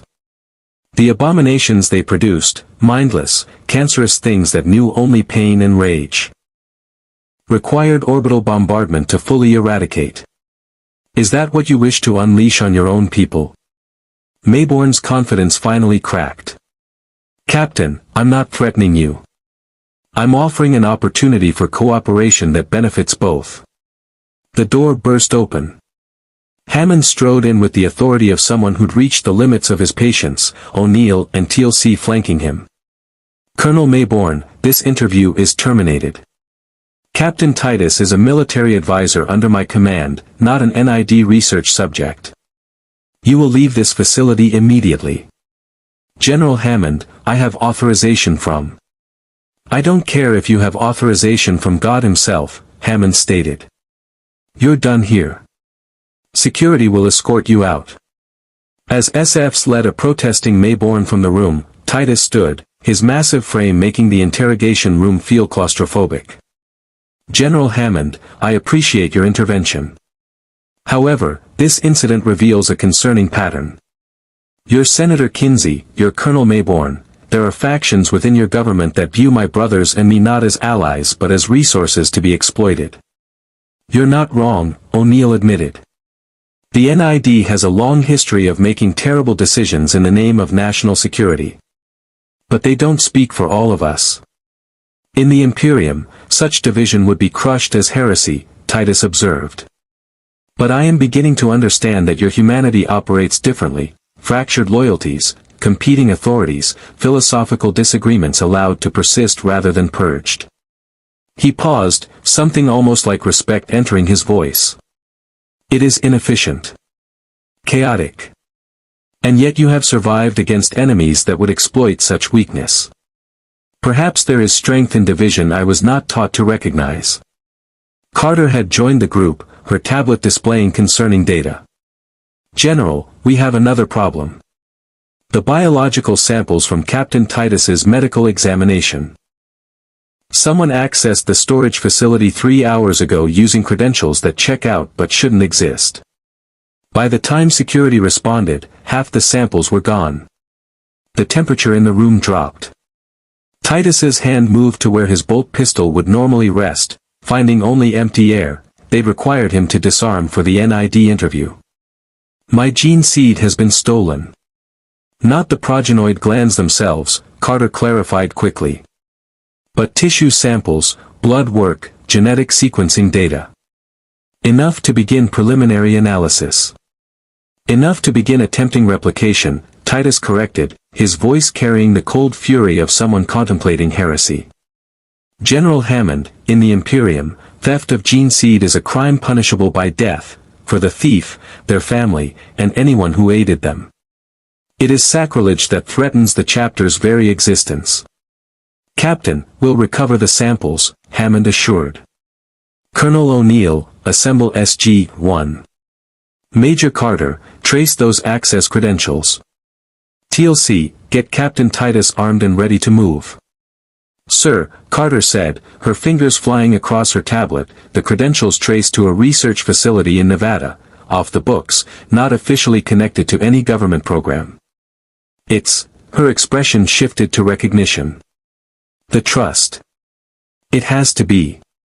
They've been acquiring alien technology and conducting unauthorized experiments for years. The trust, Goa'uld infiltrated remnants of the NID, operating in shadows with goals that served neither humanity nor its enemies but something far more self-serving. O'Neill's expression promised violence. How did they even know about the samples? Colonel Mayborn, TLC stated. His interrogation was designed to keep Captain Titus distracted while operatives breached the storage facility. This was coordinated. Titus's fist clenched, ceramite gauntlet creaking. A betrayal within your own ranks. In the Imperium, such treachery would result in summary execution and the traitor's name struck from all records. Here, you will file reports and conduct investigations while the heretics continue their abominations. Actually, O'Neill said with a smile that didn't reach his eyes, I was thinking we'd skip the paperwork and go get your samples back. Forcefully. Hammond considered for exactly 3 seconds. Colonel, you are authorized to retrieve the stolen materials using any means necessary. Captain Titus, you and your team will accompany SG-1 as military advisors. Rules of engagement: the trust operatives are to be captured if possible, terminated if necessary. The genetic material must be recovered intact. Understood, General. Titus's expression carried grim satisfaction. I will retrieve my brothers. We will require full combat loadout. 30 minutes later, 2 Humvees loaded with SG-1 and the Ultramarines rolled through Nevada's desert toward coordinates Carter had extracted from the stolen credentials. The facility was disguised as a defunct mining operation, but thermal imaging revealed extensive underground construction and active power sources. In the lead vehicle, Daniel reviewed the tactical briefing with growing unease. Jack, the Trust has access to Goa'uld technology, personal shields, staff weapons, possibly Zat guns. If they're experimenting with Astartes genetic material, they might have enhanced security measures we're not prepared for. Then it's a good thing we brought overwhelming firepower, O'Neill replied, glancing in the rearview mirror at the second Humvee where Titus and his brothers rode in armored silence. Carter, what are we looking at for entry points? Main entrance is heavily fortified, blast doors, automated defenses. But there's a ventilation shaft that connects to the lower levels, wide enough for, she paused. Wide enough for humans but not for Ultramarines in full armor. Then my brothers and I take the front entrance, Titus stated through the radio. We will provide distraction while SG-1 infiltrates through the ventilation system. Once you locate the genetic material, signal extraction and we collapse their defenses from within. That's going to be loud, O'Neill observed. The enemies of humanity deserve no subtlety, Leandros replied. They have committed sacrilege. They will learn the cost of heresy. The vehicles stopped 2 kilometers from the facility, using a rock formation for cover. The sun was setting, painting the desert in shades of blood and gold. The Ultramarines disembarked, checking weapons with ritual precision, bolt pistols loaded, chains words activated and silenced, armor systems green across the board. Brother Varus's heavy bolter hummed with lethal readiness. Titus gathered his kill team, speaking quietly in battle cant before switching to English for SG-1's benefit. We advance in combat formation Alpha 7. Brother Maximus provides aerial reconnaissance and rapid deployment. Brother Varus establishes fire position with overlapping coverage. Brothers Leandros, Claudius, and I conduct frontal assault, breaching primary defenses. Once SG-1 achieves infiltration, we maintain suppression until extraction is confirmed. What about prisoners? Daniel asked. If we capture trust operatives, they could provide intelligence on other operations. If they surrender immediately and completely, they will be preserved, Titus allowed. If they resist, they will be eliminated. The Codex Astartes is clear, heretics who defile sacred gene seed forfeit all mercy. The assault began at nightfall. Brother Maximus's jump pack ignited, launching him skyward to circle the facility in wide arcs, his enhanced vision cataloging defenses that thermal imaging had missed, automated turrets, minefield perimeters, observation posts. His tactical data link fed real-time intelligence to his brothers below. The main entrance was a reinforced blast door set into the mountainside, flanked by pillboxes concealing heavy weapons. Trust guards in body armor manned the positions, their equipment an uncomfortable mix of Tauri military hardware and Goa'uld enhancements. One guard's eyes glowed briefly, a Goa'uld symbiote, not merely human traders. Brother Varus established fire position behind a boulder formation 300 meters out.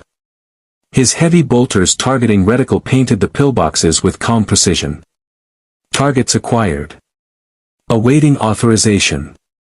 Titus led Leandros and Claudius forward in tactical advance, their ceramite armor making them visible but irrelevant. At 300 meters, the trust guards probably assumed they were dealing with humans in bulky gear. By the time they realized their error, it would be far too late. At 100 meters, the trust forces opened fire. Staff weapon blasts and automatic weapons fire converged on the advancing Ultramarines. Energy splashed against ceramite, bullets ricocheted from armor plates, and the Space Marines didn't even slow down. They walked through the fusillade like gods striding through rain, bolt pistols returning fire with devastating accuracy. "This is madness," one trust operative screamed into his radio. "They're not stopping. Nothing's stopping them." Brother Varus opened fire. The heavy bolter's roar eclipsed all other sounds as explosive rounds destroyed the pillboxes, the blast doors supporting structure, and any cover the trust forces had thought would protect them. Secondary explosions rippled through their defensive line as ammunition stores cooked off. Brother Maximus descended from above, his jump pack's exhaust blast scattering defenders as he landed directly in their midst.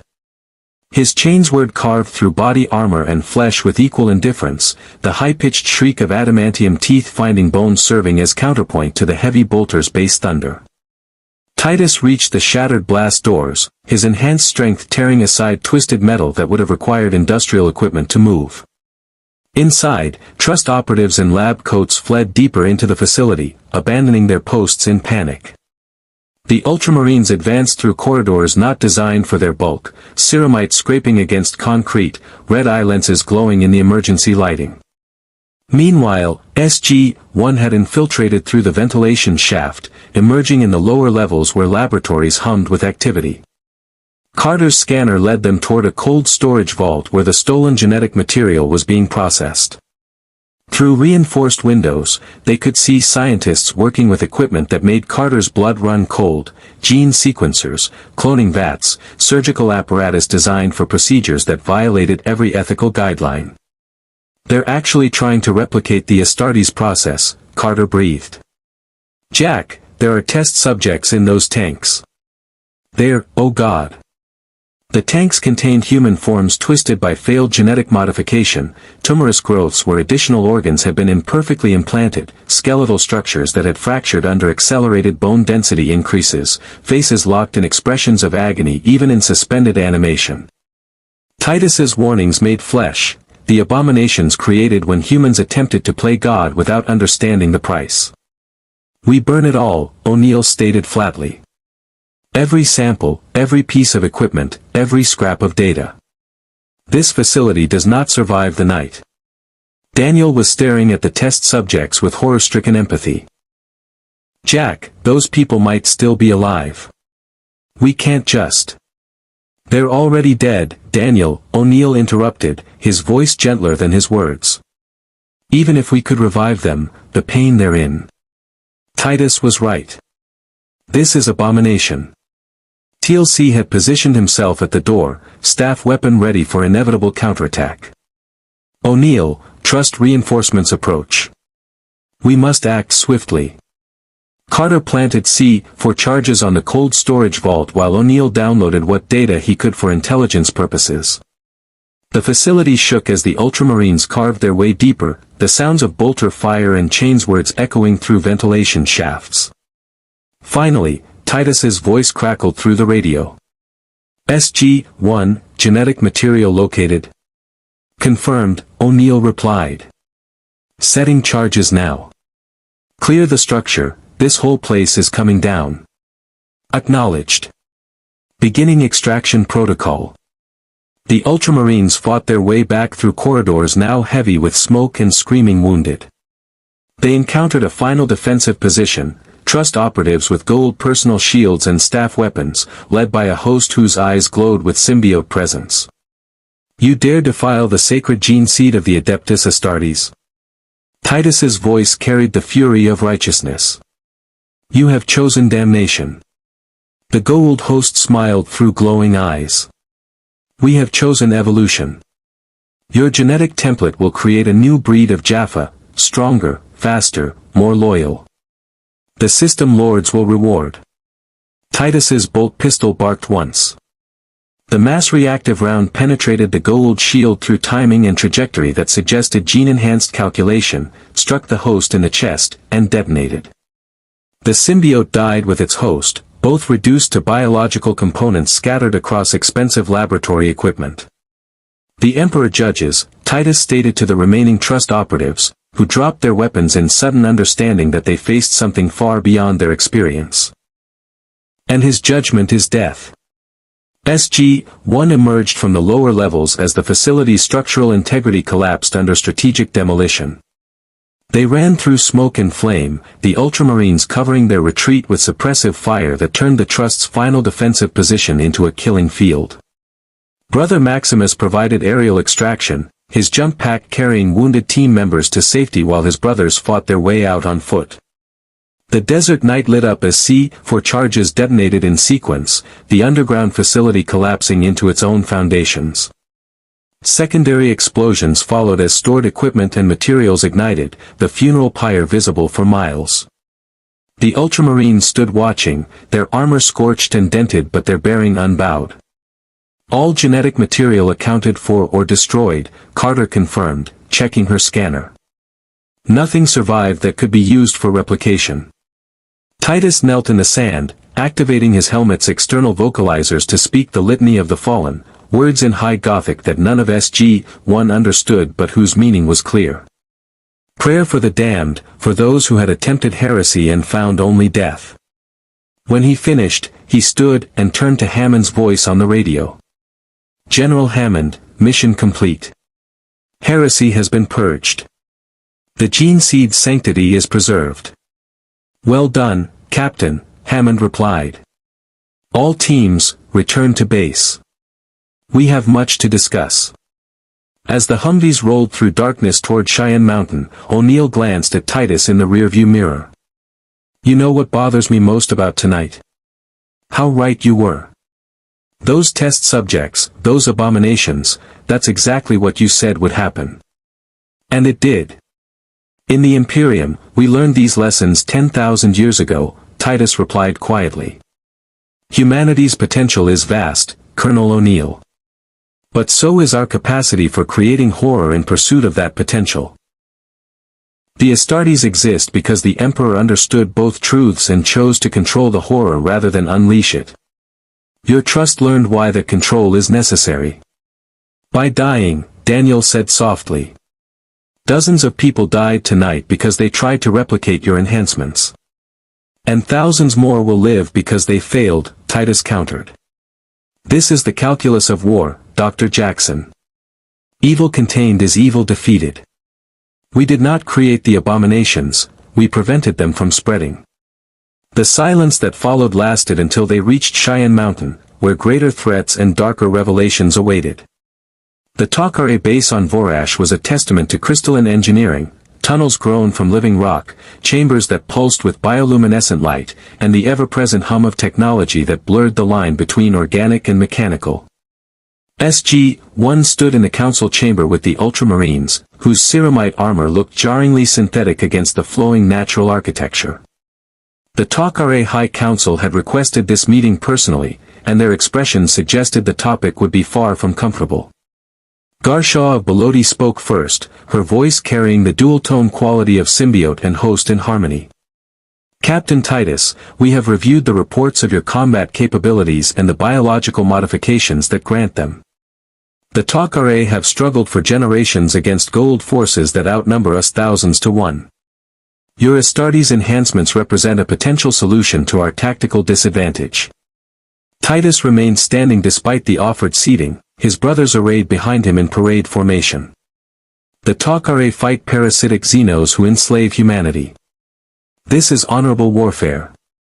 How may the Ultramarines assist? Selmac, speaking through Jacob Carter's voice, making the proposal carry additional weight, stepped forward. During your raid on the Trust facility, Brother Claudius sustained significant damage to his left arm. The ceramite was breached, and preliminary medical scans suggest internal bleeding that your Laraman cells are struggling to address. Without proper intervention, the injury could compromise his combat effectiveness within weeks. Brother Claudius stood impassive, his medici training evident in his clinical assessment. The damage is manageable. Astartes' physiology will adapt and compensate. But not optimally, Selmak countered. And certainly not quickly enough for ongoing operations. Captain Titus, the Tok'ra can offer a solution.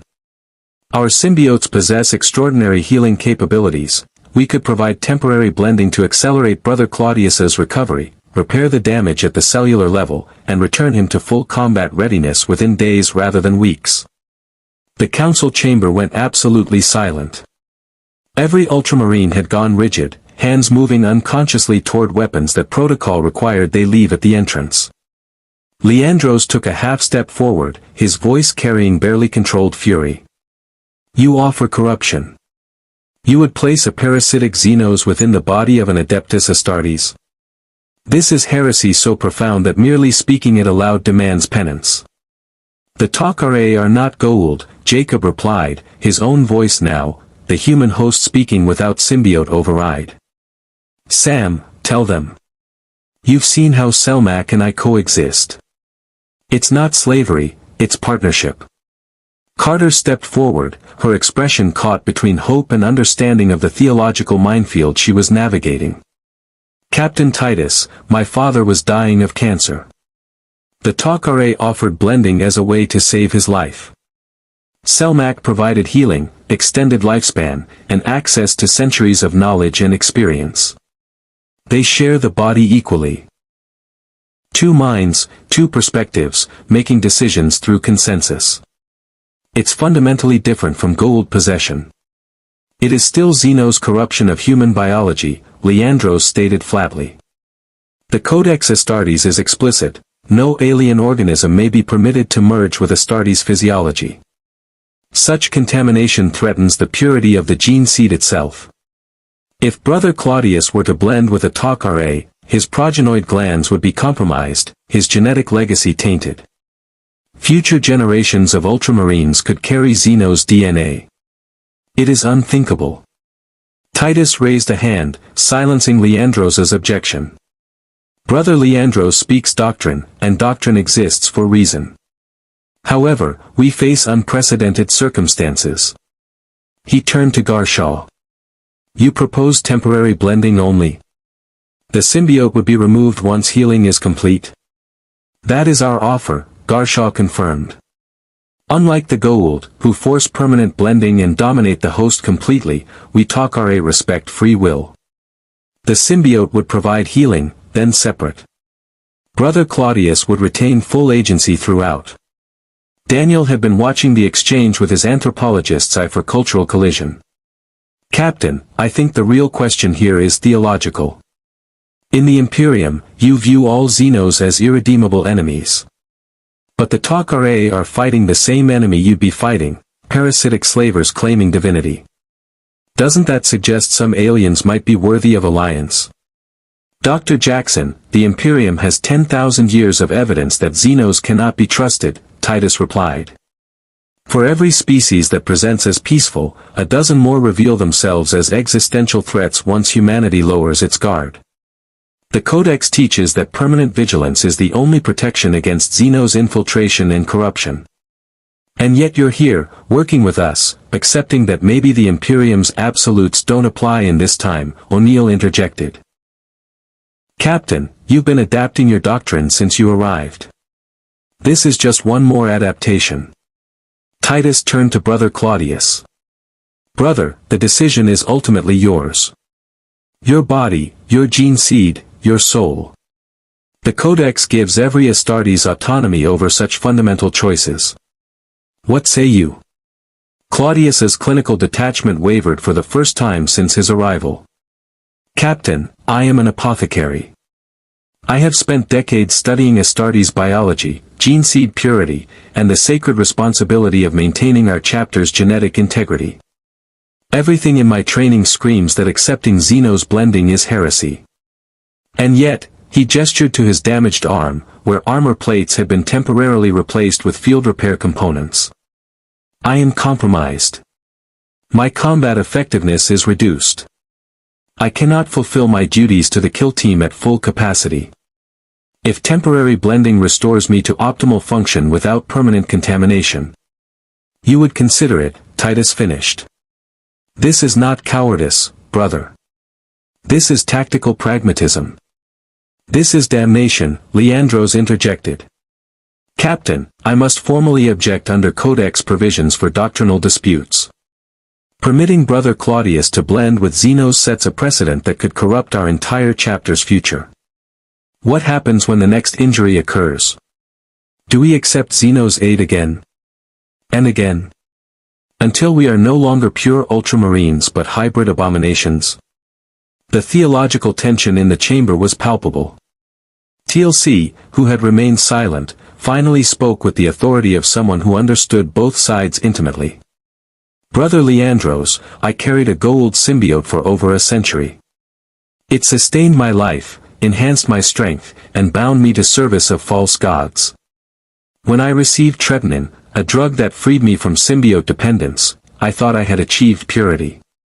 But I learned that purity is not the absence of compromise. It is the presence of choice made with full understanding.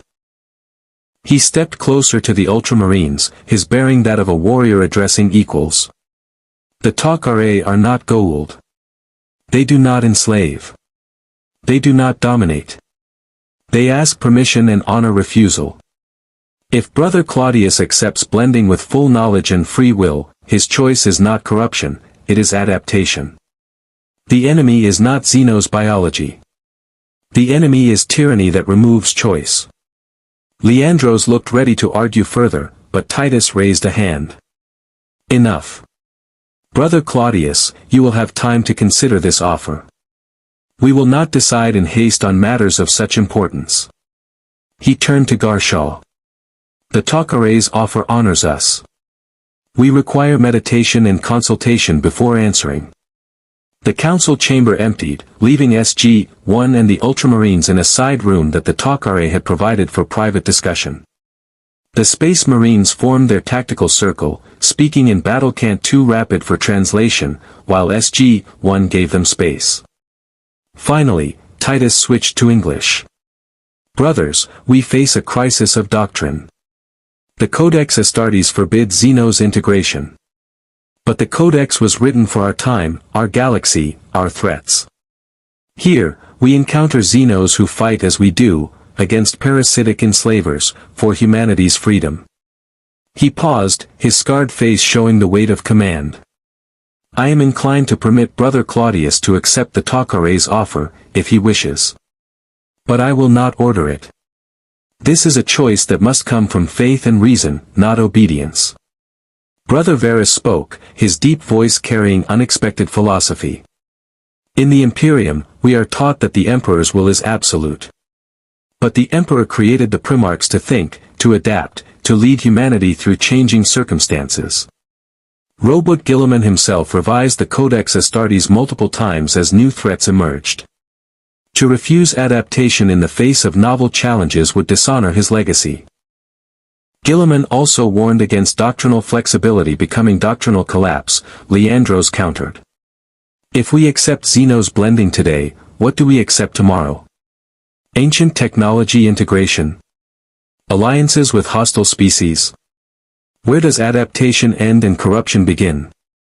Brother Maximus, whose youth made his perspective valuable precisely because it was untempered by decades of rigid doctrine, offered his assessment. Brothers, perhaps we ask the wrong question. We debate whether to accept Xenos' aid as if the Xenos are the variable. But the true variable is us. Are we strong enough in faith to accept aid without losing our identity? If the answer is no, then we are already compromised by our own weakness. The logic struck with unexpected force. Titus nodded slowly. Well said, Brother Maximus. Our strength is not in rejecting all compromise, it is in making compromises from a position of unshakable faith. Brother Claudius, if you accept the Tok'ra blending, you do not diminish your faith in the Emperor. You demonstrate that faith is stronger than fear of contamination. Claudius had been silent throughout the debate, his medici training warring with his doctrinal education. Captain, I am uncertain. The apothecary's oath requires me to preserve gene seed purity above all other considerations. If blending with a Tok'ra contaminates my progenoid glands, would carry that shame until my death and beyond, when my gene seed is harvested for future brothers. Carter, who had been listening from outside the circle, stepped forward. Brother Claudius, what if we could test that? Run genetic analysis before and after blending to confirm whether the symbiote affects your progenoid glands. If we detect any contamination, the symbiote could be removed immediately. You possess the capability to analyze gene seed integrity? Claudius asked, his clinical interest overriding his theological concerns. With Tok'ra cooperation, yes, Carter confirmed. They've been studying human-symbiote interaction for generations. If anyone can identify genetic contamination, it's them. We could make this a controlled experiment with full medical oversight. The moment anything looks wrong, we terminate the blending. Garshaw had returned, having monitored the conversation through Tok'ra sensors. Major Carter speaks truth. We would never intentionally compromise the genetic integrity of an ally. The purpose is healing, not transformation. If Brother Claudius accepts our offer, we will monitor every biological marker to ensure no permanent changes occur beyond the intended healing. Titus looked at Claudius. Brother, the choice remains yours. But if you accept, you do so with the full support of your brothers and the understanding that you act to preserve our combat effectiveness, not from weakness or heresy. Claudius stood silent for a long moment, his enhanced mind calculating probabilities and weighing duty against doctrine. Finally, he spoke. I will accept the Tok'ra's offer, with the condition that Major Carter and Captain Titus personally oversee the medical monitoring. If any indication of gene seed contamination appears, the blending will be terminated immediately, regardless of healing status. Agreed, Garshaw said. We will begin preparation. The blending ceremony requires both host and symbiote to enter willingly, with full understanding of the partnership being formed. Brother Claudius, you should know that the Tok'ra you will blend with is named Cheyenne. She is a warrior and healer who has served our cause for 3 centuries. She has requested this opportunity specifically because she wishes to understand human enhancement from the perspective of a participant. The blending chamber was smaller than expected, almost intimate, a circular room with bioluminescent walls and a central platform where Claudius would lie during the procedure. The Tok'ra symbiote rested in a ceremonial vessel, her serpentine form coiled peacefully. Cheyenne's previous host had died of natural causes, and she had been in stasis awaiting a new partner or return to the Tok'ra Queen for genetic preservation. SG-1, the remaining Ultramarines, and select Tok'ra witnesses assembled as Claudius removed his upper armor, revealing the extensive scarring of someone who had endured decades of combat and the surgical modifications that had transformed him from human to Astartes. His extra organs were visible through semi-transparent skin, the preomner, the multilung, the oolitic kidney. Carter's medical scanner catalogued every detail as baseline data. Brother Claudius, Titus spoke formally, you undertake this action in service to the Emperor and humanity's defense. Let no one question your faith or courage. The Ultramarines stand with you. His brothers responded in unison, fists crashing against chest plates. The Emperor protects. Garshaw approached with Cheyenne's vessel, speaking in the ceremonial cadence of Tok'ra tradition. Cheyenne, do you accept this blending freely and without reservation? The symbiote moved within her vessel, her voice emerging through Tok'ra translation technology. I accept freely. I will honor Brother Claudius's autonomy and work in partnership for our mutual survival and purpose. Brother Claudius, do you accept this blending freely and without reservation? Claudius lay on the platform, his gene-enhanced physiology suppressing the fear response that any normal human would feel. I accept freely. I will honor Cheyenne's partnership and work toward our mutual healing and combat readiness. The ceremony proceeded with ritual care. The symbiote entered through the standard entry point at the back of the neck, and Carter's scanners immediately registered the biological integration beginning, neural connections forming, immune responses being negotiated, 2 distinct DNA signatures starting the delicate dance of cohabitation. Claudius's body tensed, his enhanced physiology reacting to foreign presence with defense mechanisms the symbiote had to carefully navigate. Then his eyes glowed briefly, not the golden arrogance of Goa'uld possession, but a softer amber that spoke of partnership rather than domination. When he spoke, his voice carried dual harmonics. We are integrated. Cheyenne brings knowledge of biology beyond anything I studied. Claudius carries genetic enhancements beyond anything I have encountered. We are learning from each other. Carter's scanner showed the damaged arm already beginning accelerated healing, the Tok'ra's restorative capabilities working in concert with Astartes' regeneration. But it also showed something else, a slight fluctuation in the progenoid gland readings. Not contamination yet, but the beginning of interaction. Captain, Carter said quietly, we're seeing minor changes in the gene seed signature. Not harmful yet, but present.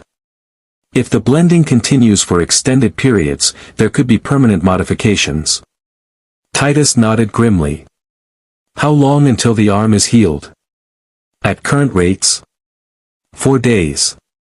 Then we have 4 days to determine if this partnership is sustainable or if we've made a mistake that will haunt the chapter for millennia. He looked at Claudius/Cheyenne. Brother, how do you feel? The dual voice responded with clinical precision. We feel complete. Cheyenne's centuries of experience complement Claudius's genetic enhancements. We understand wounds from both perspectives, biological and strategic. We could serve the kill team more effectively as partnership than as separate entities. A pause, then more hesitantly, but we also feel the theological weight of what we have become. This partnership violates Codex doctrine even as it enhances combat capability. We are torn between duty and faith. Leandros had been watching with barely concealed distress. This is exactly what I feared. Brother Claudius is already compromised, speaking of partnership and we, as if the Xenos has equal claim to his body and soul. Captain, we must terminate this blending before the corruption becomes permanent. Or, O'Neill offered, we trust Brother Claudius to know his own mind and body. He's a trained apothecary who understands genetics better than anyone in this room. If he says the partnership is working, maybe we should listen. The debate continued late into Vorash's night cycle, while Brother Claudius and Cheyenne worked together to repair decades-old injuries that Astartes' physiology alone had never fully healed. The question of whether this represented humanity's flexibility or its corruption remained unanswered, hanging over the Ultramarines like a judgment yet to be rendered. The ancient outpost on P4X-639 had been hidden beneath glacial ice for millions of years, its presence revealed only by energy readings that Carter's deep space sensors detected during routine stellar cartography. The expedition to investigate consisted of SG-1, the Ultramarines, and a specialized research team led by Dr. Bill Lee, whose excitement at discovering intact ancient technology bordered on the manic. Brother Claudius, still blended with Cheyenne, had proven invaluable in navigating the medical complications of cold weather operations, his combined knowledge allowing the team to survive conditions that would have required abort protocols. The outpost's entrance dilated open at Carter's approach, the ancient gene in her blood triggering security protocols that had waited since before human civilization rose. Interior corridors stretched into darkness that helmet-mounted lights barely penetrated, the walls covered in the flowing script of the ancients, a language Daniel had spent years learning to decipher but which Titus recognized with disturbing familiarity. These glyphs, the Ultramarine captain said, his gauntlet hand hovering over inscriptions without touching them, they are similar to technical notation in standard template construct fragments. Not identical, but the mathematical principles underlying the syntax. He turned to Carter. Major, you said the ancients were humanity's ancestors who achieved technological supremacy before ascending to higher existence. That's our understanding, Carter confirmed, her scanner mapping the corridor's energy signatures. They built the Stargate network millions of years ago, seeded human life across 2 galaxies, and eventually evolved beyond physical form. Why? Because the Imperium teaches that humanity once possessed similar capabilities in the dark age of technology, that before the age of strife and the Emperor's rise, mankind spread across the stars using sciences we can no longer replicate. The standard template construct databases contain fragmentary records of that age, manipulation of spacetime, creation of artificial intelligence, mastery over biological enhancement. His voice carried an edge of revelation. The ancients may be what humanity was before we fell. And the Imperium may be what humanity became after fighting 10,000 years to reclaim even a fraction of that lost glory. Daniel had stopped translating, his mind racing through the implications. You're saying your dark age of technology and the ancient civilization could be the same thing? That would mean the Imperium isn't humanity's future, it's humanity's failure to maintain what the ancients achieved. Or the ancients' failure to prepare humanity for threats that transcended physical reality, Titus countered. The warp exists because psychic energy has nowhere else to go. If the ancients ascended en masse, they may have inadvertently created the conditions that would later birth the Imperium's horrors. The Imperium's brutality may be the price of preventing a second ascension that would doom the Materium to chaos. O'Neill raised a hand. Okay, fascinating philosophical discussion about humanity's past and future selves, but can we focus on the giant ancient facility we're currently standing in? Because my experience with these places is that they tend to have either really useful stuff or really dangerous stuff, and we should figure out which before something eats us. The team advanced deeper, the corridor opening into a vast chamber dominated by a central platform where something waited, a structure of crystal and metal that pulsed with dormant energy, its architecture suggesting both throne and prison. Ancient text covered every surface, and a holographic interface flickered to life as Carter approached. I'm reading massive power signatures, she reported, her scanner's reading spiking. This thing is still active after millions of years. It's drawing energy from. I can't identify the source. It's not a ZPM, not an Aquata reactor. It's something else entirely. Brother Claudius/Shalon stepped forward, their dual perspective analyzing the device with both Tok'ra technology expertise and Astartes technical doctrine. We recognize components similar to Goa'uld sarcophagus technology, cellular regeneration matrices, temporal stasis fields, neural preservation systems. But the scale and sophistication are orders of magnitude beyond anything the Goa'uld possess. This is not merely healing technology. This is, the dual voice paused, calculating. This is designed to sustain a living being indefinitely while preserving their consciousness intact. Like the Emperor's golden throne, Brother Varus observed quietly. A prison that is also a lifeline, keeping something alive that should have died millennia ago. Titus approached the device with reverence bordering on religious fervor. If the ancients built this, what were they trying to preserve? What was so important that it required eternal stasis rather than ascension? Daniel was translating the inscriptions frantically, his linguistic expertise pushed to its limits. It's a warning. No, a testament. Here lies the bearer of burdens, who chose flesh over transcendence that others might ascend freely. The first sacrifice, who remained when all departed. The guardian of the gate, whose vigil is eternal.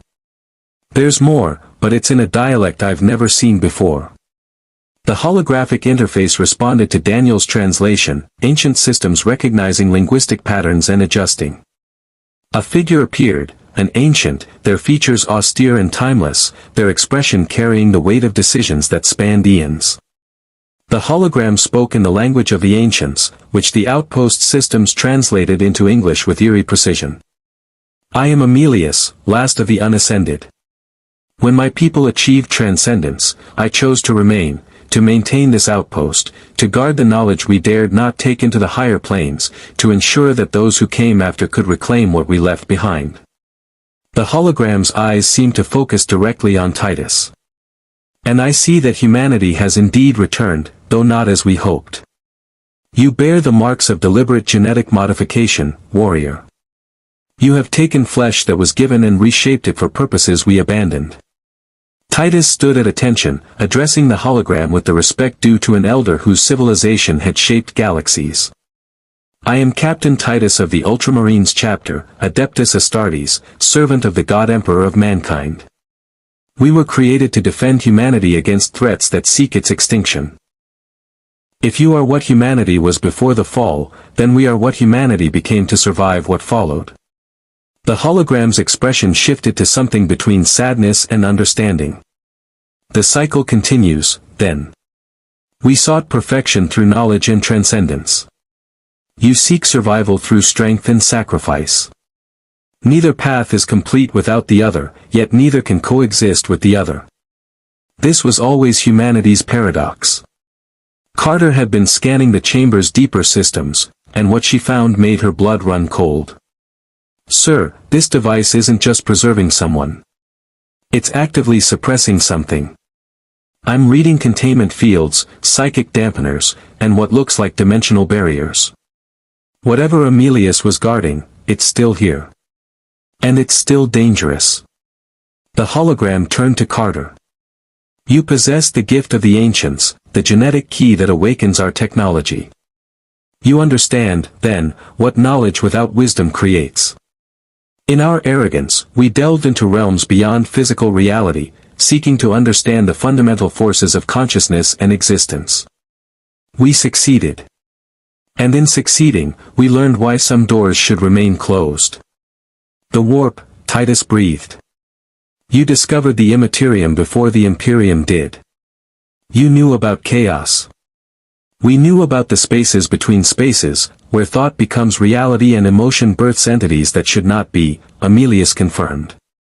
We called it the void, and we understood that ascension, the transformation of matter into pure consciousness, risked feeding that darkness with psychic energy it could use to manifest in the material realm. So I remained, creating this prison not for an enemy, but for knowledge itself. The research we conducted, the technologies we developed, the understanding we gained, all sealed here, where it cannot be accessed except by those wise enough to understand the price of its use. Leandros had been listening with growing fury. You speak of sacrifice and duty, ancient. But you also speak of hiding knowledge that could defend humanity. The Imperium rose because we refused to let fear govern our survival. If you possess understanding of the warp, technologies to combat chaos, genetic knowledge that could enhance humanity's defenders, then withholding it is betrayal, not wisdom. Brother Leandros speaks from passion, Titus interjected, but his question is valid. Emilius, humanity faces extinction in the age we come from. The enemies we battle are beyond counting, xenos that devour worlds, chaos entities that corrupt souls, ancient machines that harvest the living. Some things are locked up for good reasons, and genetic templates for super soldiers sounds like a really good reason. Colonel O'Neill speaks from caution born of experience, Emilius observed. He has seen what happens when lesser species acquire technologies they cannot control. But Captain Titus speaks from desperation born of endless war. Both perspectives have merit. Both contain truth. The hologram gestured to the crystalline throne prison. I offer a compromise, limited access to specific technologies relevant to your immediate threats, granted under controlled conditions with full understanding of the risks. But the deeper archives, the truly dangerous knowledge, remains sealed until humanity proves it has learned wisdom alongside strength. Carter stepped forward. What kind of technologies are we talking about? Weapons? Defensive systems? Medical advances? All of those and more, Emilius replied. The ancients developed energy shielding far superior to what you currently possess. Healing technologies that could repair even Astartes' battle damage without requiring symbiote blending. Genetic stabilization techniques that could prevent the degradation Brother Claudius fears from his current partnership. And yes, weapons, though I warn you that ancient weapons were designed to fight wars you cannot imagine, and their use comes with consequences you may not survive. Brother Claudius/Shalon had been scanning the containment systems, their combined expertise identifying patterns. We detect proto-consciousness within the sealed archives. Not artificial intelligence, but preserved minds, ancients who chose neither ascension nor physical death, but digital immortality. They serve as gatekeepers, judging those who seek knowledge based on criteria we cannot fully access.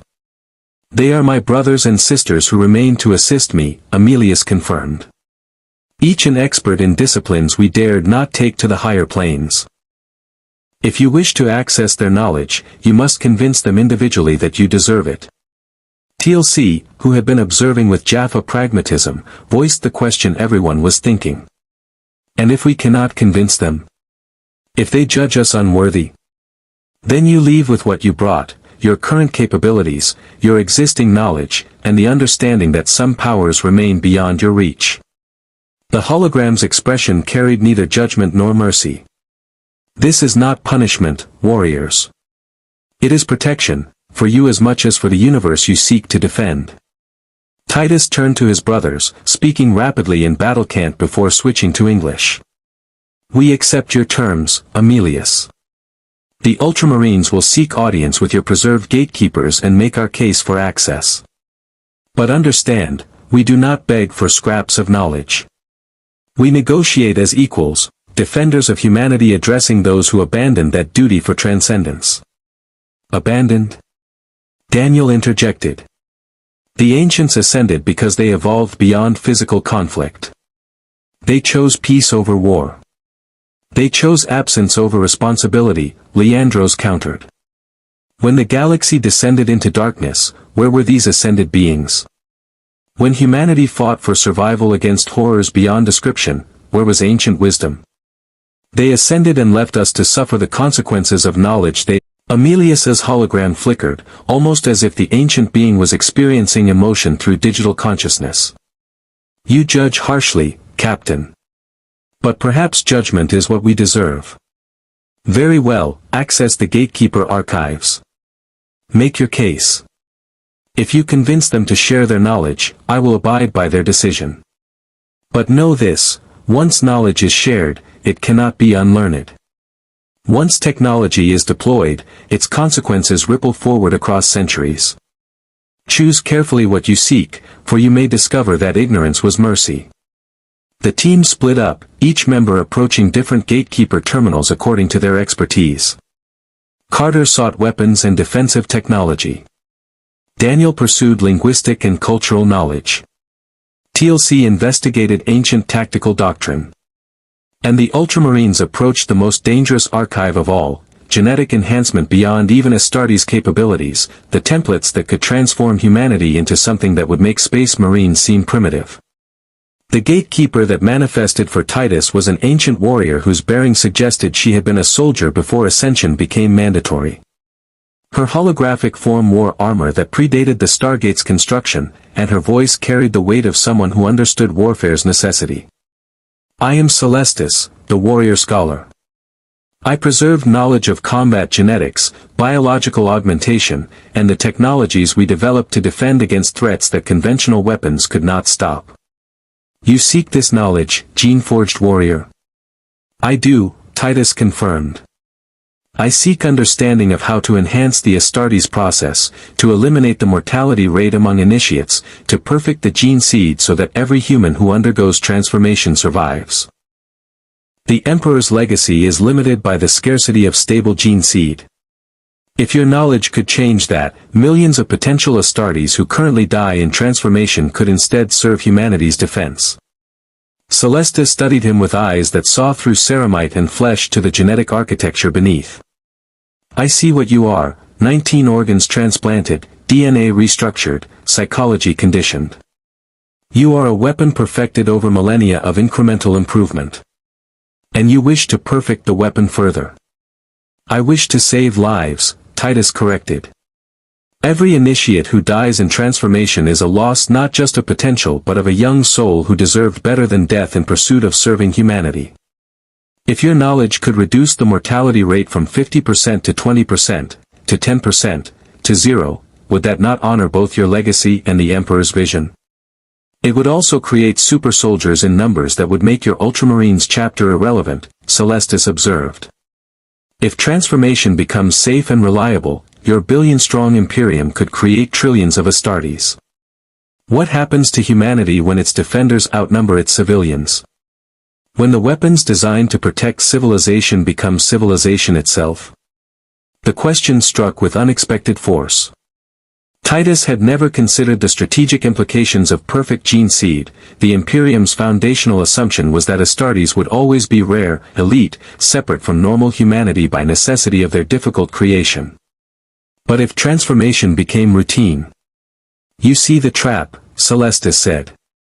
We ancients faced similar choices. We could have made genetic enhancement universal, granting every human the capabilities we developed. Instead, we chose to ascend completely, taking our enhancements with us. Because we understood that a society of warriors is not a civilization, it is an army waiting for enemies to justify its existence. And armies create enemies when none exist, to validate their necessity. Then what do you propose? Titus asked. That we accept the mortality rate, the limitation, the suffering, because preventing it would somehow corrupt humanity's nature. I propose that you consider why your emperor, who you claim is divine, designed the Astartes process with such high mortality if he possessed the capability to make it safer. Perhaps the price of transformation is meant to be high, to ensure that only those truly committed accept it. Perhaps the scarcity of Astartes is intentional, to prevent exactly the scenario I described. Celestis's expression carried something between sympathy and warning. The knowledge you seek exists in my archives. But accessing it requires you to answer one question honestly. Are you seeking to save future initiates, or to create an army that makes your current force obsolete? Titus stood silent, the question resonating through decades of unexamined faith. Finally, he spoke with the honesty that made him worthy of command. Both. I seek to save lives because every lost initiate haunts me. And I seek greater numbers because the enemies we face are infinite while our defenders are finite. If those purposes conflict, then I am at war with myself. But I will not pretend the war does not exist.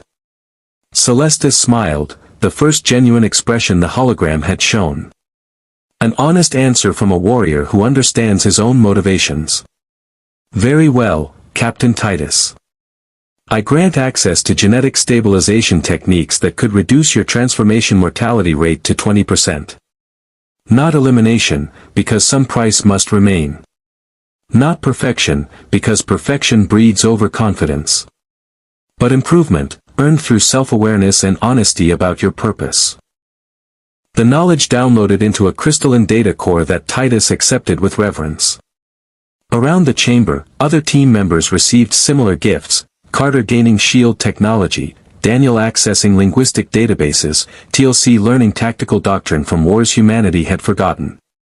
Brother Claudius/Shalon received genetic stabilization techniques that would allow their blending to continue without gene seed contamination, resolving the theological crisis that had consumed the kill team. As the team prepared to depart, Amelius's hologram materialized one final time. You have proven worthy of limited trust, warriors of two eras. But remember, knowledge is not power. Wisdom in applying knowledge is power. Use what you have gained carefully, or you will create the very darkness you seek to prevent. The journey back through glacial ice felt longer than the descent, each team member processing what they had learned and the weight of responsibility it carried. Titus walked in silence, the data core secured to his armor, thinking about Celestis's question and wondering if the Emperor had indeed designed the Astartes transformation to be deadly by choice rather than limitation. The Stargate beckoned, its ancient symbols suddenly more meaningful after meeting those who had built it. As the team dialed home, O'Neill voiced what everyone was thinking. We just made a deal with digital ghosts who've been dead for millions of years to get technology that could change human civilization forever.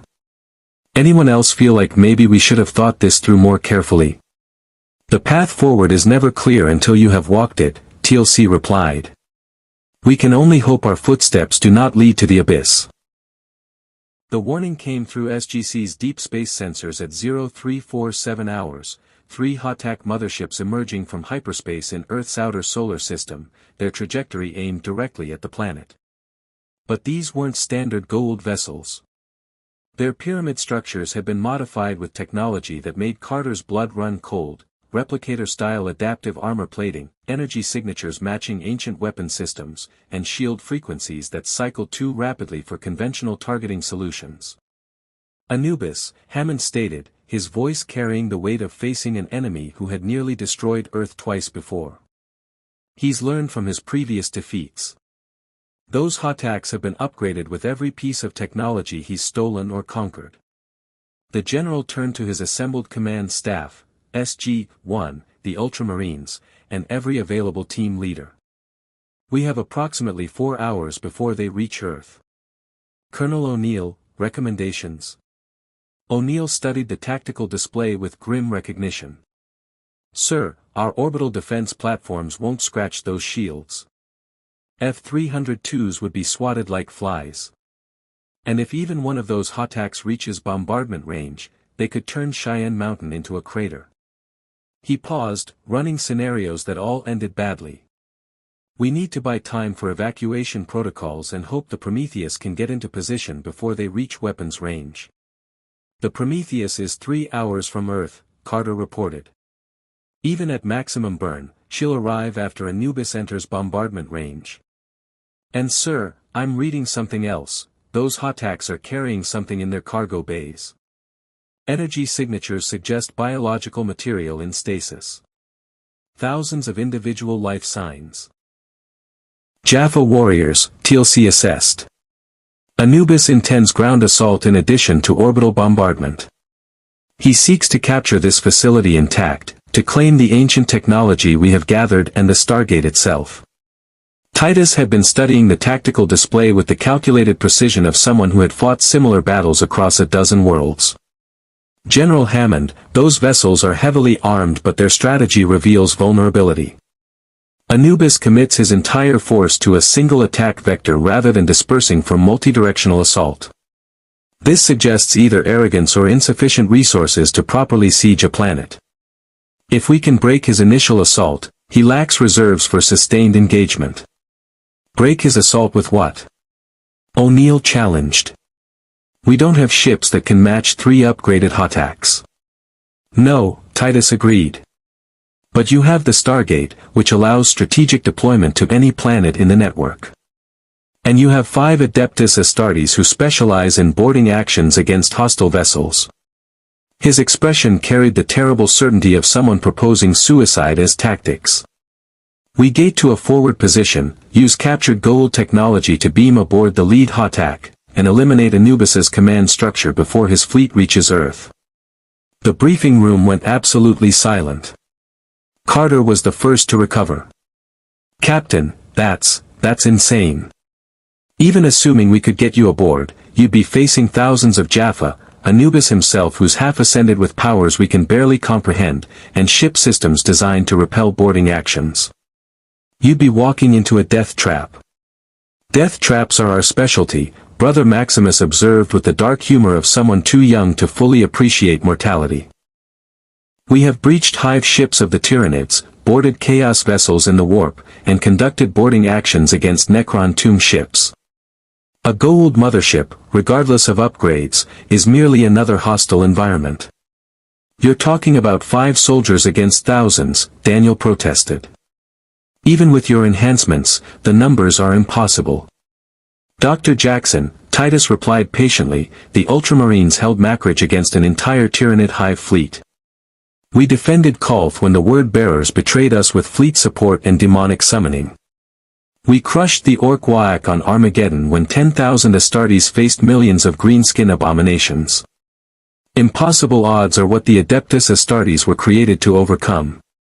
Leandros stepped forward, his tactical doctrine analysis overriding his usual zealotry. The Codex Astartes, Chapter 12, Verse 7, when outnumbered, attack. When surrounded, break through. When facing impossible odds, remember that you are Space Marines, and for you, impossible is merely difficult. We have the element of surprise, superior close-quarters combat capability, and most importantly, Anubis expects planetary defense, not counterattack. His arrogance is our tactical advantage. Hammond had been calculating political and strategic costs while his officers debated tactics. Captain Titus, even if your plan succeeds and you eliminate Anubis, your team would be stranded on a hostile vessel in deep space. We have no retrieval capability at that range. You'd be trading your lives for Earth's survival. That is our purpose, Titus stated simply. The Emperor's angels of death do not retire, General Hammond. We serve until we fall. If our deaths purchase humanity's survival in this time, then we die with honor and faith intact. Brother Claudius/Cheyenne spoke, their dual voice carrying unusual emotion. We have calculated survival probabilities using both Astartes tactical doctrine and Tok'ra intelligence on Goa'uld vessel architecture. The boarding action has approximately 18% chance of success with Ultramarine casualties exceeding 80%. However, success is defined as eliminating command structure and disrupting fleet coordination. Survival is not required for mission accomplishment. That's not acceptable, O'Neill stated flatly. We don't send people on suicide missions. There's always another way. There is no other way, TLC said quietly. O'Neill, I have fought beside you for 7 years, and you have taught me that sometimes the right choice is the one that allows others to live. Captain Titus offers that choice. We should not diminish his sacrifice by refusing to accept it. The Jaffa turned to Titus. I ask permission to accompany the Ultramarines. I know Goa'uld vessel architecture intimately. I can guide you to critical systems and command centers. And I have fought Anubis's forces before. My knowledge increases your 18% to perhaps 20. TLC, no, O'Neill began, but the Jaffa's expression was immovable. I was first prime when Jaffa believed Goa'uld were gods. I helped you prove they were false gods worthy only of death. If Anubis believes himself untouchable because he is half ascended, then I will show him that even false gods can bleed. TLC met O'Neill's eyes. You would do the same, my friend. You know you would. Before O'Neill could respond, Carter spoke up. If TLC is going, I'm going. Someone needs to handle the technical systems, disrupting shields, preventing self-destruct, and most importantly, using the ship's ring transporter to potentially beam the team out before the vessel is destroyed. She held up a hand, forestalling objections. Sir, I'm the only one here who can interface with upgraded ancient technology on the fly. You need me on that ship. Sam, O'Neill started. Jack, you know I'm right. And you know that if we don't stop Anubis here, Earth becomes a slave world or a crater. I didn't join the Air Force to hide behind concrete while others fight. Her voice softened. Besides, someone needs to keep these overzealous super soldiers from doing anything stupid. Major Carter speaks wisdom, Brother Varus rumbled. Technical expertise increases tactical options. We accept her participation. Daniel had been silent, his usual moral objections warring with desperate recognition of necessity. I can't help with the fighting. I'm not a soldier like you all are. But if you're doing this, if you're actually boarding that ship, then, he swallowed hard. Then at least let me help with mission planning. I've translated enough ancient and Goa'uld texts to know their psychological patterns. Anubis is arrogant, but his arrogance follows predictable patterns. We can use that. Hammond looked at his team, the soldiers who had saved Earth countless times, now volunteering for what looked like a suicide mission. I can't order you to do this.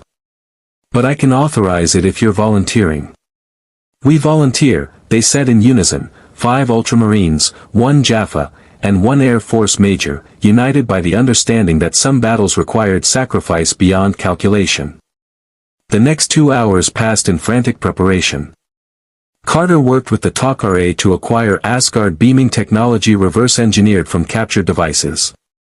Titus led tactical briefings using holographic displays of HOTAC architecture that TLC provided from memory and intelligence databases. Brother Claudius prepared combat stimulants and emergency medical supplies. Brother Varus loaded ammunition for an assault he knew would exhaust every round. Brother Maximus tested his jump pack for operations in zero-gravity environments. Leandros recited litanies of hate, preparing his mind for the slaughter to come. Daniel approached Titus privately as the final preparations concluded. "Captain, can I ask you something personal?" "Speak, Dr. Jackson. Do you actually believe you'll survive this? Or are you just very good at lying to everyone including yourself?" Titus was silent for a long moment, his scarred face contemplating honesty versus morale. "Dr. Jackson, I have fought for 43 years across 17 campaigns. I have lost brothers, warriors I trained beside, bled with, fought beside for decades. Each time, I thought, perhaps this is the battle where I fall. And each time, the Emperor's protection sustained me while better warriors died." He met Daniel's eyes. "I do not expect to survive the boarding action. I expect to die in service to humanity's defense, as I was always meant to." The only question was when and where. "Anubis's Hatak is as worthy a grave as any battlefield." "That's the saddest thing I've ever heard," Daniel replied quietly. "You've lived your entire adult life expecting to die in battle. Doesn't that bother you?" "Bother me?" Titus considered the concept. "No. It gives me peace. Purpose is not found in survival, Dr. Jackson. It is found in service. If I die defending Earth, I die fulfilled. Most humans never know that certainty." The launch window arrived too quickly. SG-1 and the Ultramarines assembled in the gate room, their armor and weapons creating an arsenal that looked ready to assault a fortress rather than board a ship. Hammond descended from the control room, his expression that of a commander sending people he respected to probable death. "Captain Titus, Major Carter, TLC, I want it stated for the record that you are among the finest warriors and officers I have ever had the honor to command. If you succeed, humanity owes you a debt that can never be repaid. If you fall," he paused, emotion breaking through command discipline. "Then you fall knowing you saved billions of lives." "General Hammond," Titus replied, slamming his fist against his chest plate in final salute, "it has been an honor to serve alongside warriors of this era. The Emperor protects. Even in times before his reign. Especially then. The Stargate activated, its event horizon rippling with the promise of passage to a forward operating position where stolen Goa'uld beaming technology waited. The assault team moved through, ceramite and determination united by the understanding that the next few hours would determine Earth's survival. On the lead Hatak, Anubis sat upon his command throne, his half-ascended form hidden within armor that contained energies no fully material being should possess. Around him, Jaffa warriors moved with the confidence of serving the most powerful system lord, a being who had stolen ancient knowledge, conquered death itself, and now moved to claim Earth as the jewel of his empire. "My lord," the first prime reported, "we approach the Tauri homeworld. Our sensors detect no significant orbital defenses. The primitive humans are defenseless." "Excellent," Anubis replied, his voice distorted by the energies that both empowered and consumed him. "Prepare ground forces for planetary assault. I want Stargate command taken intact. The ancients' technology they have gathered will be mine, and I will ascend to full godhood using their secrets." He did not detect the beaming signatures materializing in the maintenance corridors 3 levels below his throne room. He did not sense the 5 armored giants and 2 human warriors who had just invaded his flagship. And he would not understand his error until bolter fire began echoing through corridors that had never known such violence. The assault had begun. Brother Varus took position at a junction where 3 corridors converged, his heavy bolter aimed down the longest approach vector. Brother Maximus activated his jump pack, ready for rapid deployment to wherever the team needed emergency extraction or overwhelming force. Brothers Leandros and Claudius/Shalon flanked Titus as the captain led the advance toward the ship's command center, his chainsword idling at low power to avoid detection. Carter worked at a terminal, her ancient gene allowing access to systems Anubis had integrated but never fully understood. "I've got internal sensors online. Approximately 1,500 Jaffa throughout the ship, concentrated in barracks levels and defensive positions. Command deck has. I count 30 warriors plus Anubis himself. Acceptable odds, Titus assessed. Brother Varus, hold this position. No Jaffa reinforcements reach the command level. Brother Maximus, combat air patrol, eliminate any Jaffa attempting flanking maneuvers. Brothers Leandros, Claudius, Major Carter, Teal'c, with me. We end this false god's reign. The first Jaffa patrol died before they understood they were under attack. Bolter fire at close range, explosive rounds that turned armored warriors into scattered biological components. Staff weapon return fire splashed harmlessly against ceramite plate.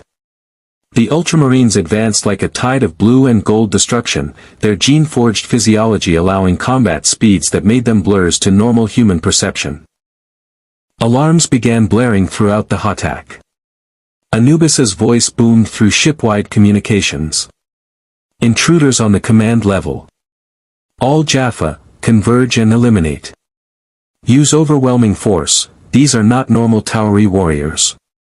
Brother Varus's heavy bolter opened fire, its sustained roar echoing through the junction as wave after wave of Jaffa attempted to reach the command level. The explosive rounds created a kill zone that no amount of courage or fanaticism could cross.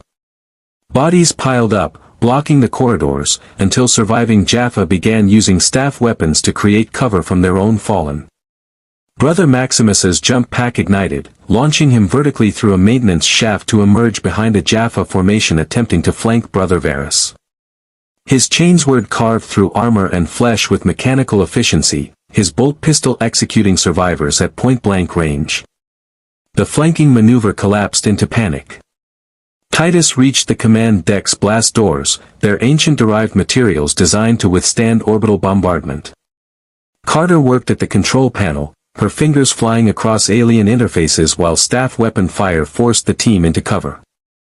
I can override the locks, but it'll take 60 seconds and we'll lose Surprise completely. Surprise is already gone, Titus replied. Breach the door. We end this. The blast doors opened to reveal Anubis's throne room, a chamber of dark grandeur where 30 Jaffa warriors stood in perfect formation, their staff weapons aimed at the entrance. And upon his throne, Anubis himself rose, energies crackling around his half-ascended form, his voice carrying the power of someone who had touched divinity and been consumed by it. You dare attack a god? His hand raised, an ancient energy lanced out, not the crude force of gold ribbon devices, but true power stolen from beings who had transcended mortality. The energy struck Captain Titus's ceramite armor and blew him backward 20 feet, cratering the bulkhead where he impacted. The other Ultramarines charged forward, their bolters roaring, their faith absolute. The battle for Earth's survival had reached its climax. Titus rose from the cratered bulkhead, his armor system screaming damage warnings that his gene-enhanced physiology ignored. Ancient energy had scorched ceramite black and cracked the Aquila emblazoned across his chestplate, but the Ultramarine captain lived. He had endured plasma immersion, demon fire, and the psychic screams of hive-mind synapse creatures.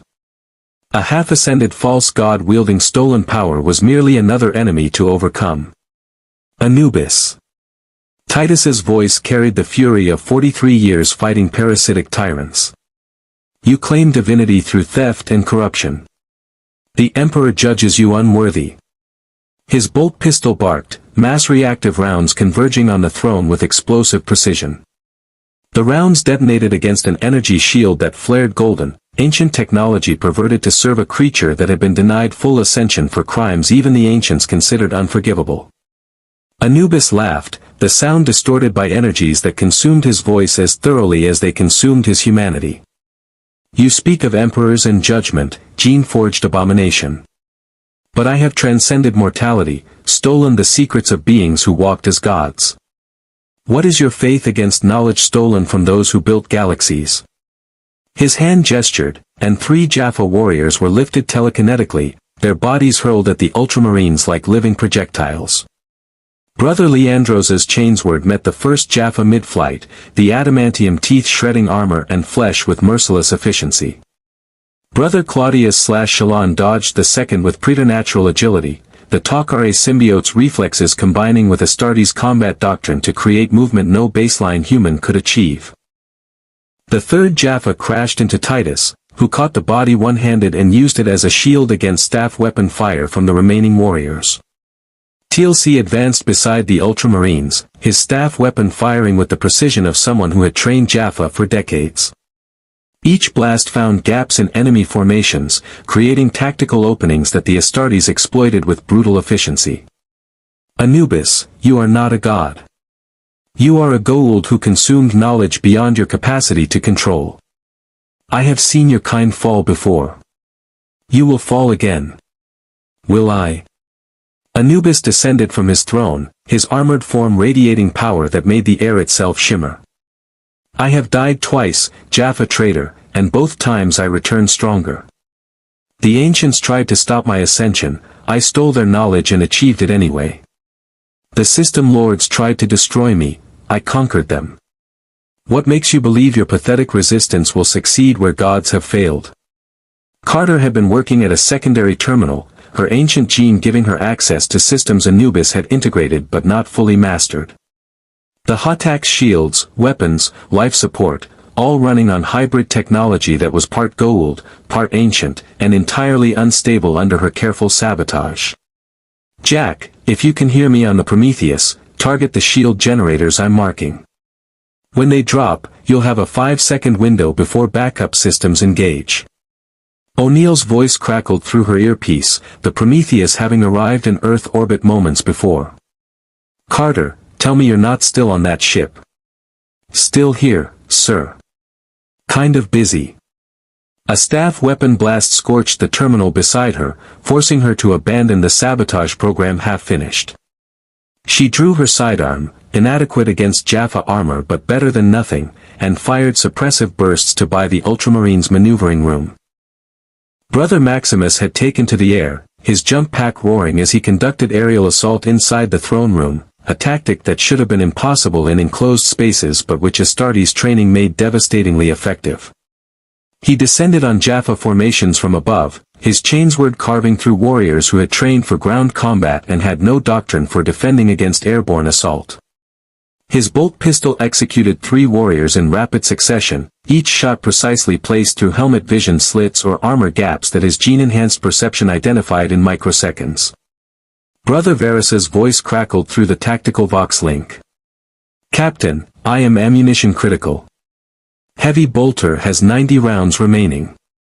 Jaffa casualties exceed 400, but reinforcements continue arriving. Request tactical guidance. Hold position until ammunition depletion, then fall back to secondary junction and switch to bolt pistol, Titus ordered, parrying a staff weapon thrust with his chainsword before gutting the wielder. The Emperor protects, Brother Varus. We need 5 more minutes. 5 minutes I shall provide, Varus replied, his heavy bolter resuming its sustained roar. In the junction 3 levels below, Jaffa bodies piled so high that reinforcements had to climb over their own dead to reach firing positions. The Devastator Marine had created a killing field so absolute that even fanatically loyal Jaffa were beginning to hesitate. Anubis had been observing the combat with calculating intelligence, his half-ascended mind processing tactical data at speeds that approached ancient capability. You fight well, gene-forged warriors. But you lack understanding of true power. He raised both hands, and ancient energy coalesced, not crude blasts, but focused manipulation of fundamental forces. The gravity in the throne room inverted. Suddenly, down was up, and the Ultramarines found themselves falling toward the ceiling with bone-crushing acceleration. Ceramite armor struck metal with impacts that would have pulverized baseline humans. The Astartes survived, but their tactical formation shattered, leaving them vulnerable to concentrated Jaffa fire. Staff weapon blasts converged on Brother Leandros, overwhelming even Ceramite's protective capacity. Energy burned through armor plating, scorching the flesh beneath, destroying the SUSN membrane and damaging his secondary heart. The tactical marine fell, his body's redundant systems struggling to compensate for catastrophic injuries. Brother Leandros is down, Brother Claudius/Shalon reported, their dual voice tight with controlled emotion. The apothecary advanced through inverted gravity with desperate speed, their narthecium already extending to provide emergency medical intervention. Staff weapon fire forced them into cover behind a structural pillar, precious seconds lost while their battle brother bled out. Titus watched his brother fall, felt the familiar rage and grief of command, the weight of leading warriors into battles where survival was never guaranteed. But grief was a luxury for after the mission. Right now, there was only the enemy and the mission objective. Anubis, you speak of power while hiding behind stolen knowledge and enslaved warriors. Face me directly, parasite. Prove your claimed divinity in personal combat. The challenge hung in the air, a calculated gambit that appealed to the creature's fundamental arrogance. Anubis had once been Goa'uld, a species whose entire psychology revolved around dominance displays and demonstrations of superiority. Even half-ascended, even corrupted by ancient knowledge, that core remained. You wish to face me in single combat? Anubis's laughter carried genuine amusement. Very well, gene-forged captain. I will demonstrate the futility of flesh against divinity. The gravity reversed again, slamming everyone back to the deck with jarring force. Anubis strode forward, dismissing his Jaffa guards with a gesture that sent them stumbling backward. Ancient energy crackled around his armored form, and when he drew a weapon, it was not a gold ribbon device but something far more terrible, a blade of pure energy, coherent and stable in ways that violated known physics. Titus rose to meet him, chainsword roaring at full power, bolt pistol holstered so he could wield the blade two-handed for maximum force. For the Emperor and humanity's defense. The battle cry that had echoed across 1,000 worlds now rang through an alien throne room, carrying faith that transcended time itself. They met in the center of the throne room, energy blade against chainsword, stolen divinity against engineered mortality. The first exchange should have ended immediately. Ancient energy against ceramite and adamantium should have sheared through the chainsword like paper. But the ancients who created Aemilius's data core had included schematics for molecular binding enhancements, and Carter had applied them to ultramarine weapons during the preparation hours. The chainsword held. Impossible, Anubis hissed. Your primitive weapon should have shattered. Nothing is impossible for those who serve with absolute faith, Titus replied, pressing the attack. His gene-enhanced strength drove the chainsword forward in patterns the Codex Astartes had perfected across millennia, high guard into sweeping cut, reverse into rising strike, pivot into thrusting lunge. Each movement was textbook perfect, each strike placed to exploit the gaps in Anubis's defense that 4 decades of combat experience identified instinctively. But Anubis wielded power that made physical combat almost irrelevant. His energy blade moved with speed that shouldn't be possible, guided by perceptions that touched the edges of omniscience. He saw Titus's strikes before they developed, countered movements before they completed, and struck back with force that drove the ultramarine backward step by step. You cannot win, Anubis stated, his energy blade scoring a glancing hit across Titus's armor that left molten ceramite in its wake.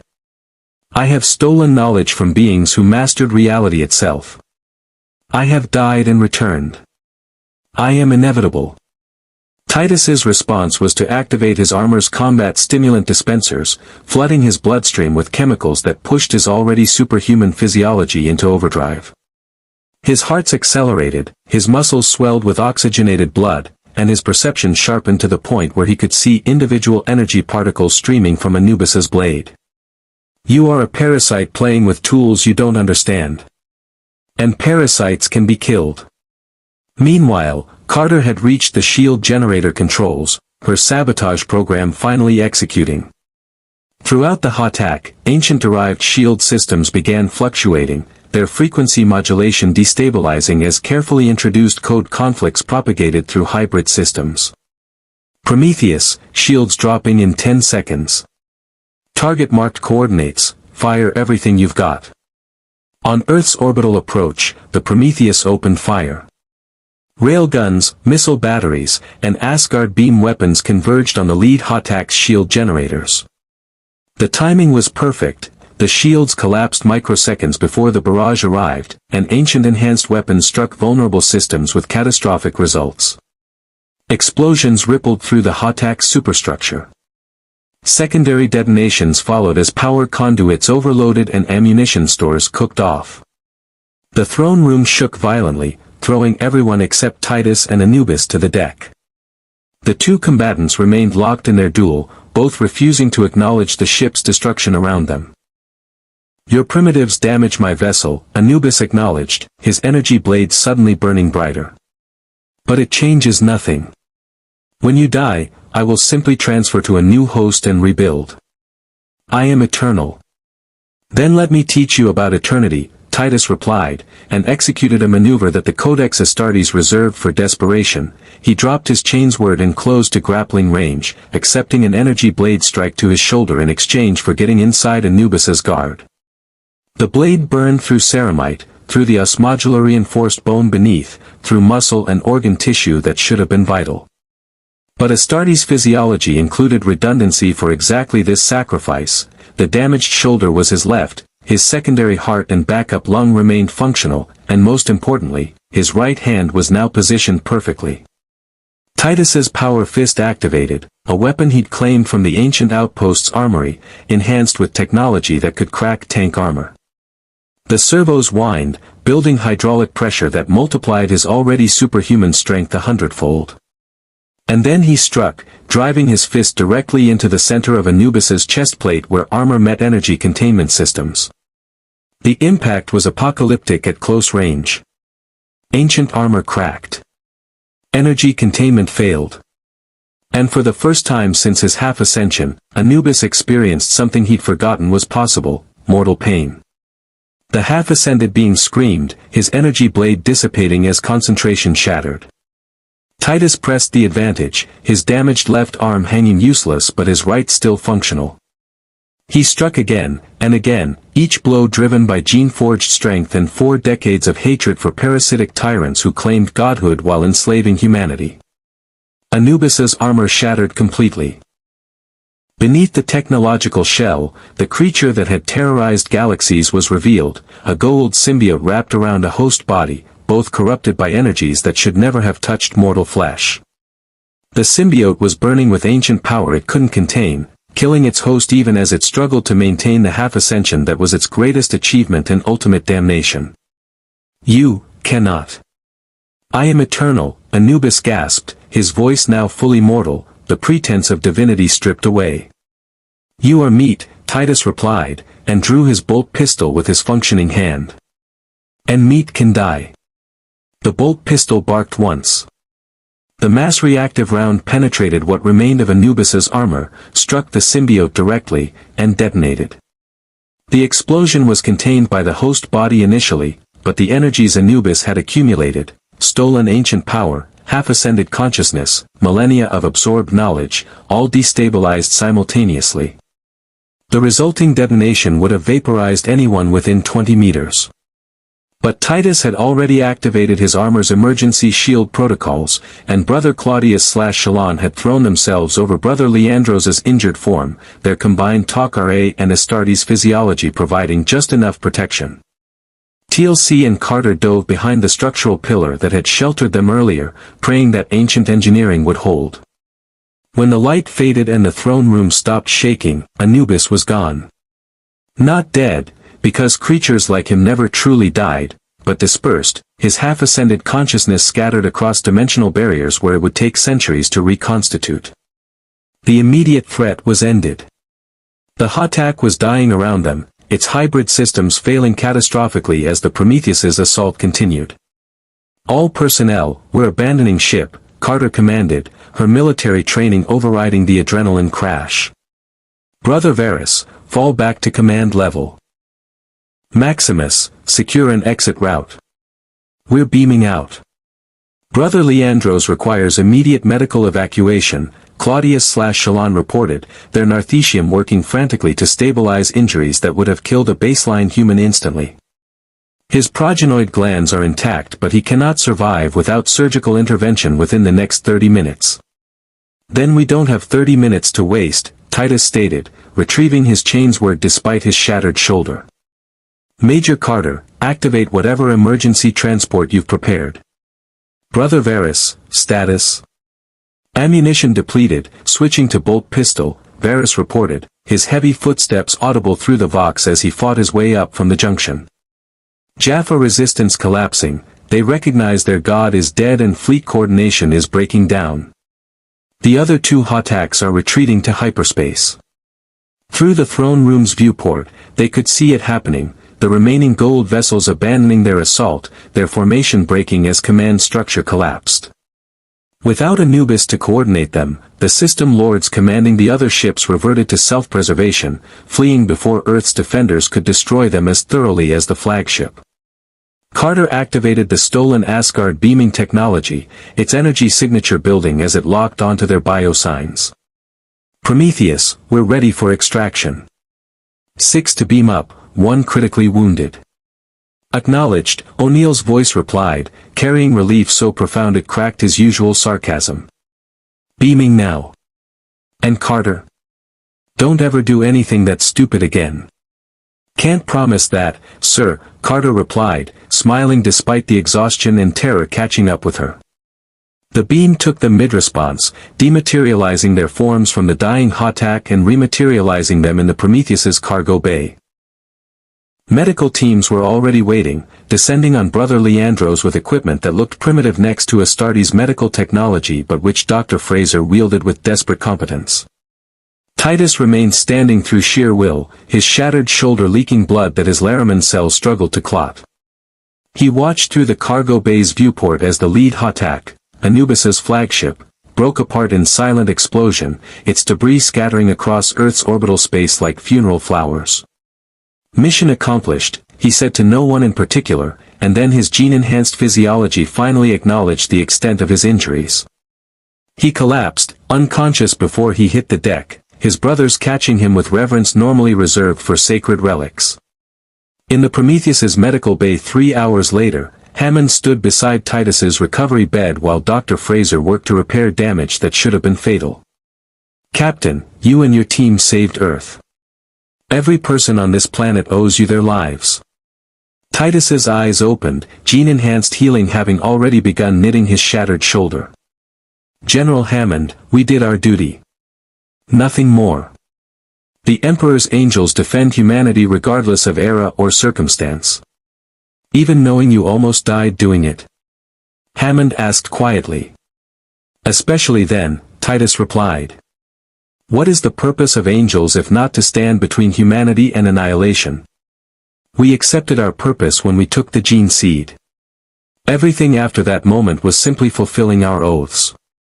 In the recovery room across the corridor, Brother Leandros lay in induced coma while his body repaired injuries that had destroyed one of his 3 lungs and damaged his secondary heart.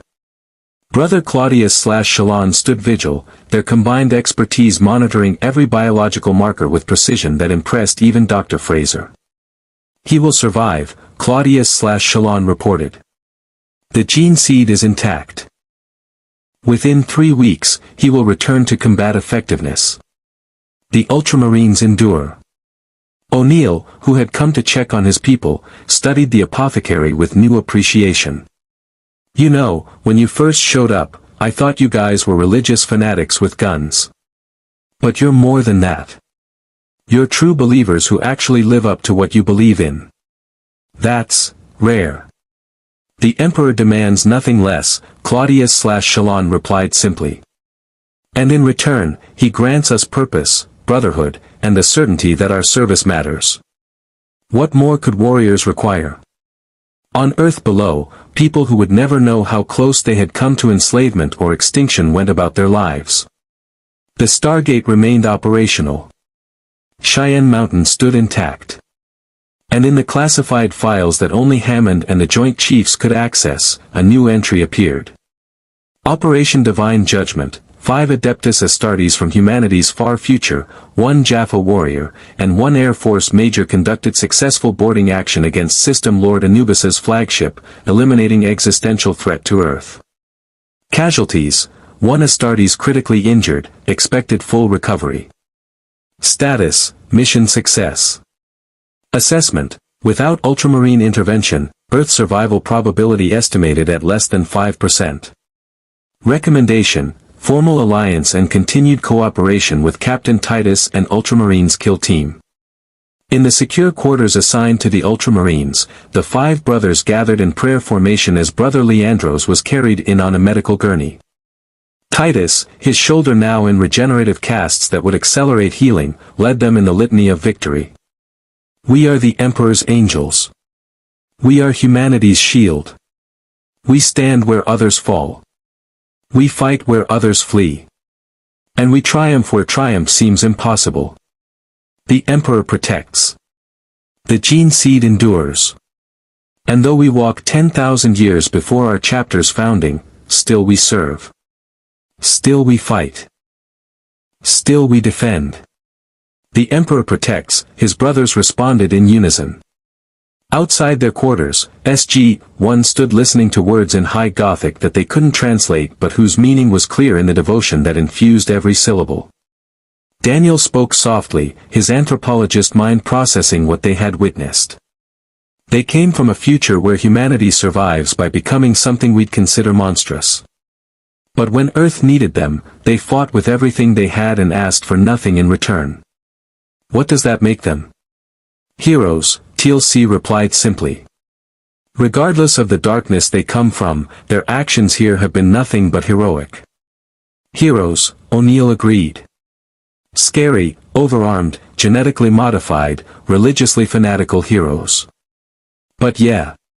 Heroes.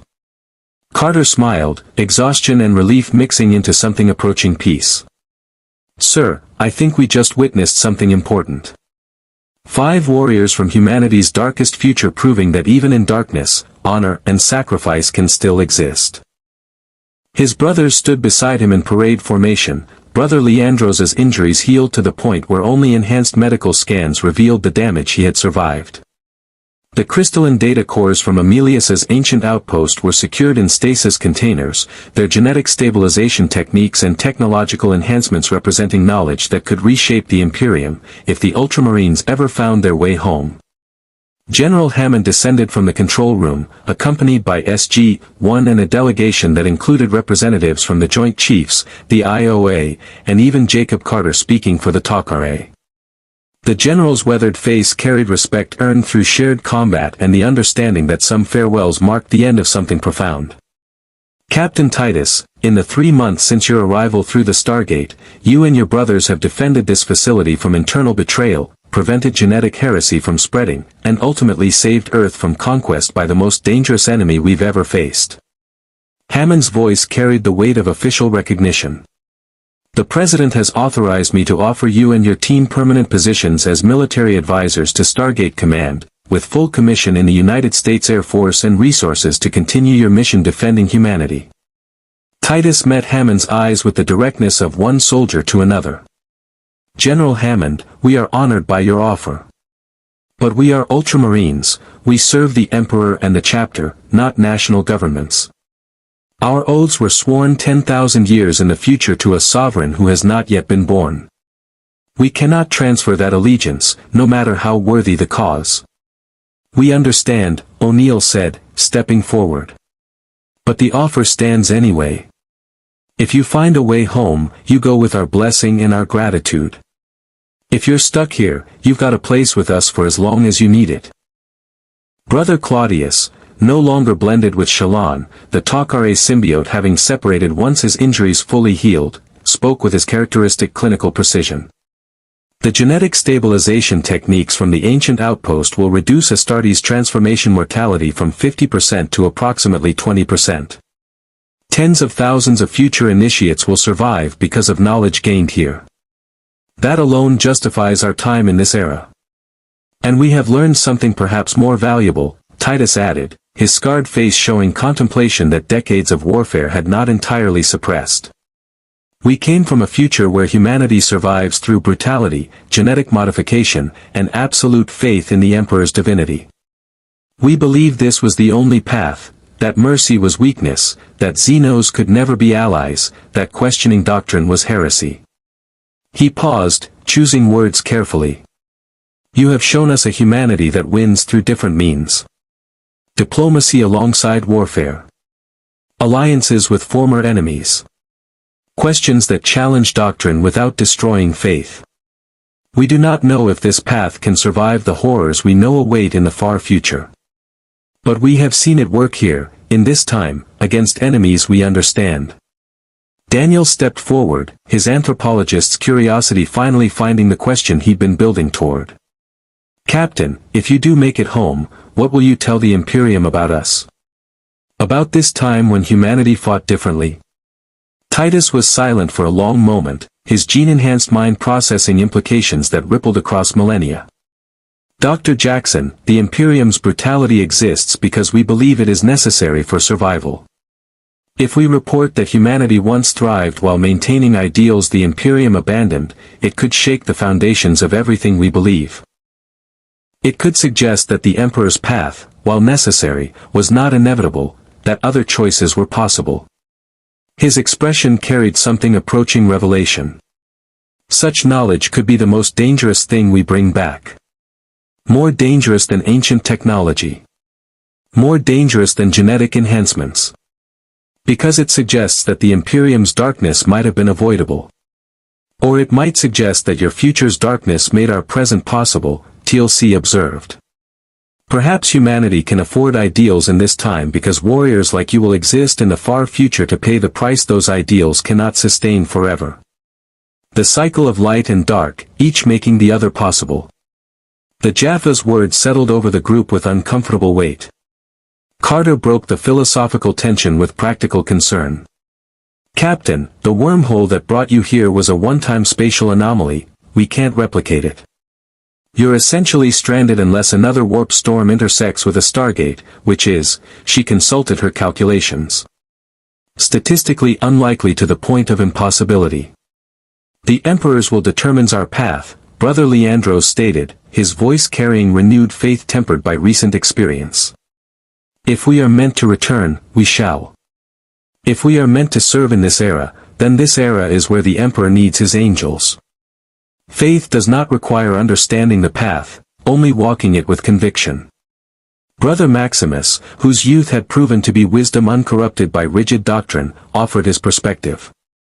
Brothers, perhaps we were sent to this time not by accident but by divine purpose. The knowledge we gained, the humans we fought beside, the lessons we learned, all of this prepares us for challenges we have not yet faced. The Emperor protects by placing his warriors where they are needed, even if we do not understand why. Brother Varus's rumbling voice carried the pragmatism of someone who measured worth in ammunition expended and enemies destroyed. The tactical situation is clear, we remain in this era until extraction becomes possible. We continue our mission defending humanity from Xeno's threats. We adapt the Codex Astartes to circumstances it was not written for. And we trust that the Emperor's plan encompasses even our displacement across time. Hammond nodded, recognizing the resolution of warriors who had made peace with uncertainty. Then for however long you're with us, consider yourselves part of Earth's defense. We'll provide quarters, resources, and mission assignments as they arise. Major Carter will continue working with you on integrating ancient technology with your equipment. Dr. Jackson will help document your culture and history for future reference. And SG-1 will remain your primary liaison for operations. The Stargate activated behind them, its chevrons locking in sequence for a routine supply mission to an allied world. The event horizon rippled, and for a moment everyone wondered if another anomaly would appear, if the Ultramarines would be pulled back to their own time as suddenly as they'd arrived. But the wormhole stabilized normally, and the supply team moved through without incident. The Ultramarines remained, warriors out of time, angels of death stranded in an era before the darkness that forged them. We stand ready, General Hammond, Titus stated, slamming his fist against his chestplate in formal salute. For the Emperor and for humanity's defense, in any era, against any threat. The Ultramarines endure. The Ultramarines endure, his brothers echoed, their voices resonating through the gate room like a prayer that transcended time itself. As the delegation dispersed and the Ultramarines returned to their quarters, O'Neill pulled Hammond aside. Sir, you realize what we've got here, right? 5 super soldiers from humanity's worst-case future scenario, loaded with knowledge that could either save us or doom us, and no way to send them home. That's either the best thing that ever happened to Earth's defense or a disaster waiting to happen. Hammond watched the armored giants disappear down the corridor, their ceramite footsteps shaking the floor even in retreat. Colonel, I've learned over the years that some of our greatest assets started as our biggest concerns. TLC was an enemy warrior. Jonas was an alien from a world that nearly destroyed us.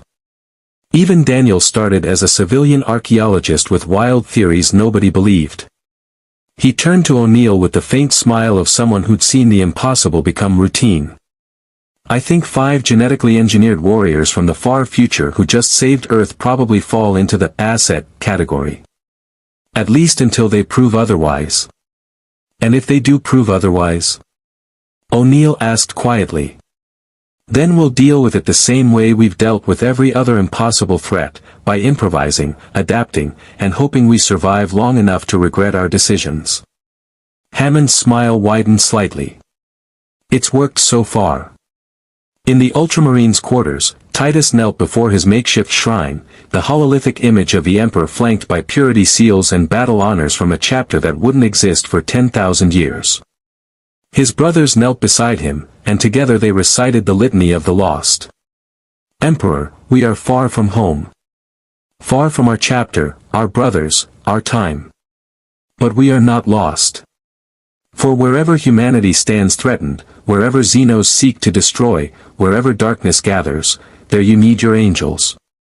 Guide us through this strange time. Protect those we defend. And grant us the wisdom to serve with honor until we return to the chapter, or until we fall in your name. The Emperor protects. Even in times before his reign. Especially then. The words echoed through quarters built of concrete and steel, carried by warriors whose faith had survived crossing 10 millennia of time and everything that experience had thrown at them. And though the Emperor they worshipped had not yet been born, though the Imperium they served had not yet been forged in apocalypse, still they kept their vigil. Because they were Ultramarines.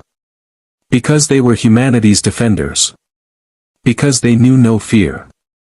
And because somewhere in Earth's future, whether the bright transcendence of the ancients or the dark necessity of the Imperium, their service would matter. The gate shut down with its characteristic whoosh, but the presence of 5 warriors from humanity's darkest tomorrow had permanently altered Earth's present. The question wasn't whether they would fight again, that was certain. The question was whether their example would save humanity from the future they represented, or whether that future was inevitable regardless of what choices were made today. Only time would tell. And for warriors who had already crossed 10,000 years, time was a commodity they understood better than most. The Emperor protects. The gene seed endures. And through the Stargate, more threats and challenges awaited, along with the slim possibility that one day, a wormhole would form that would carry them home. Until that day, they would serve. They would fight. They would defend. They were Ultramarines. And their watch was eternal.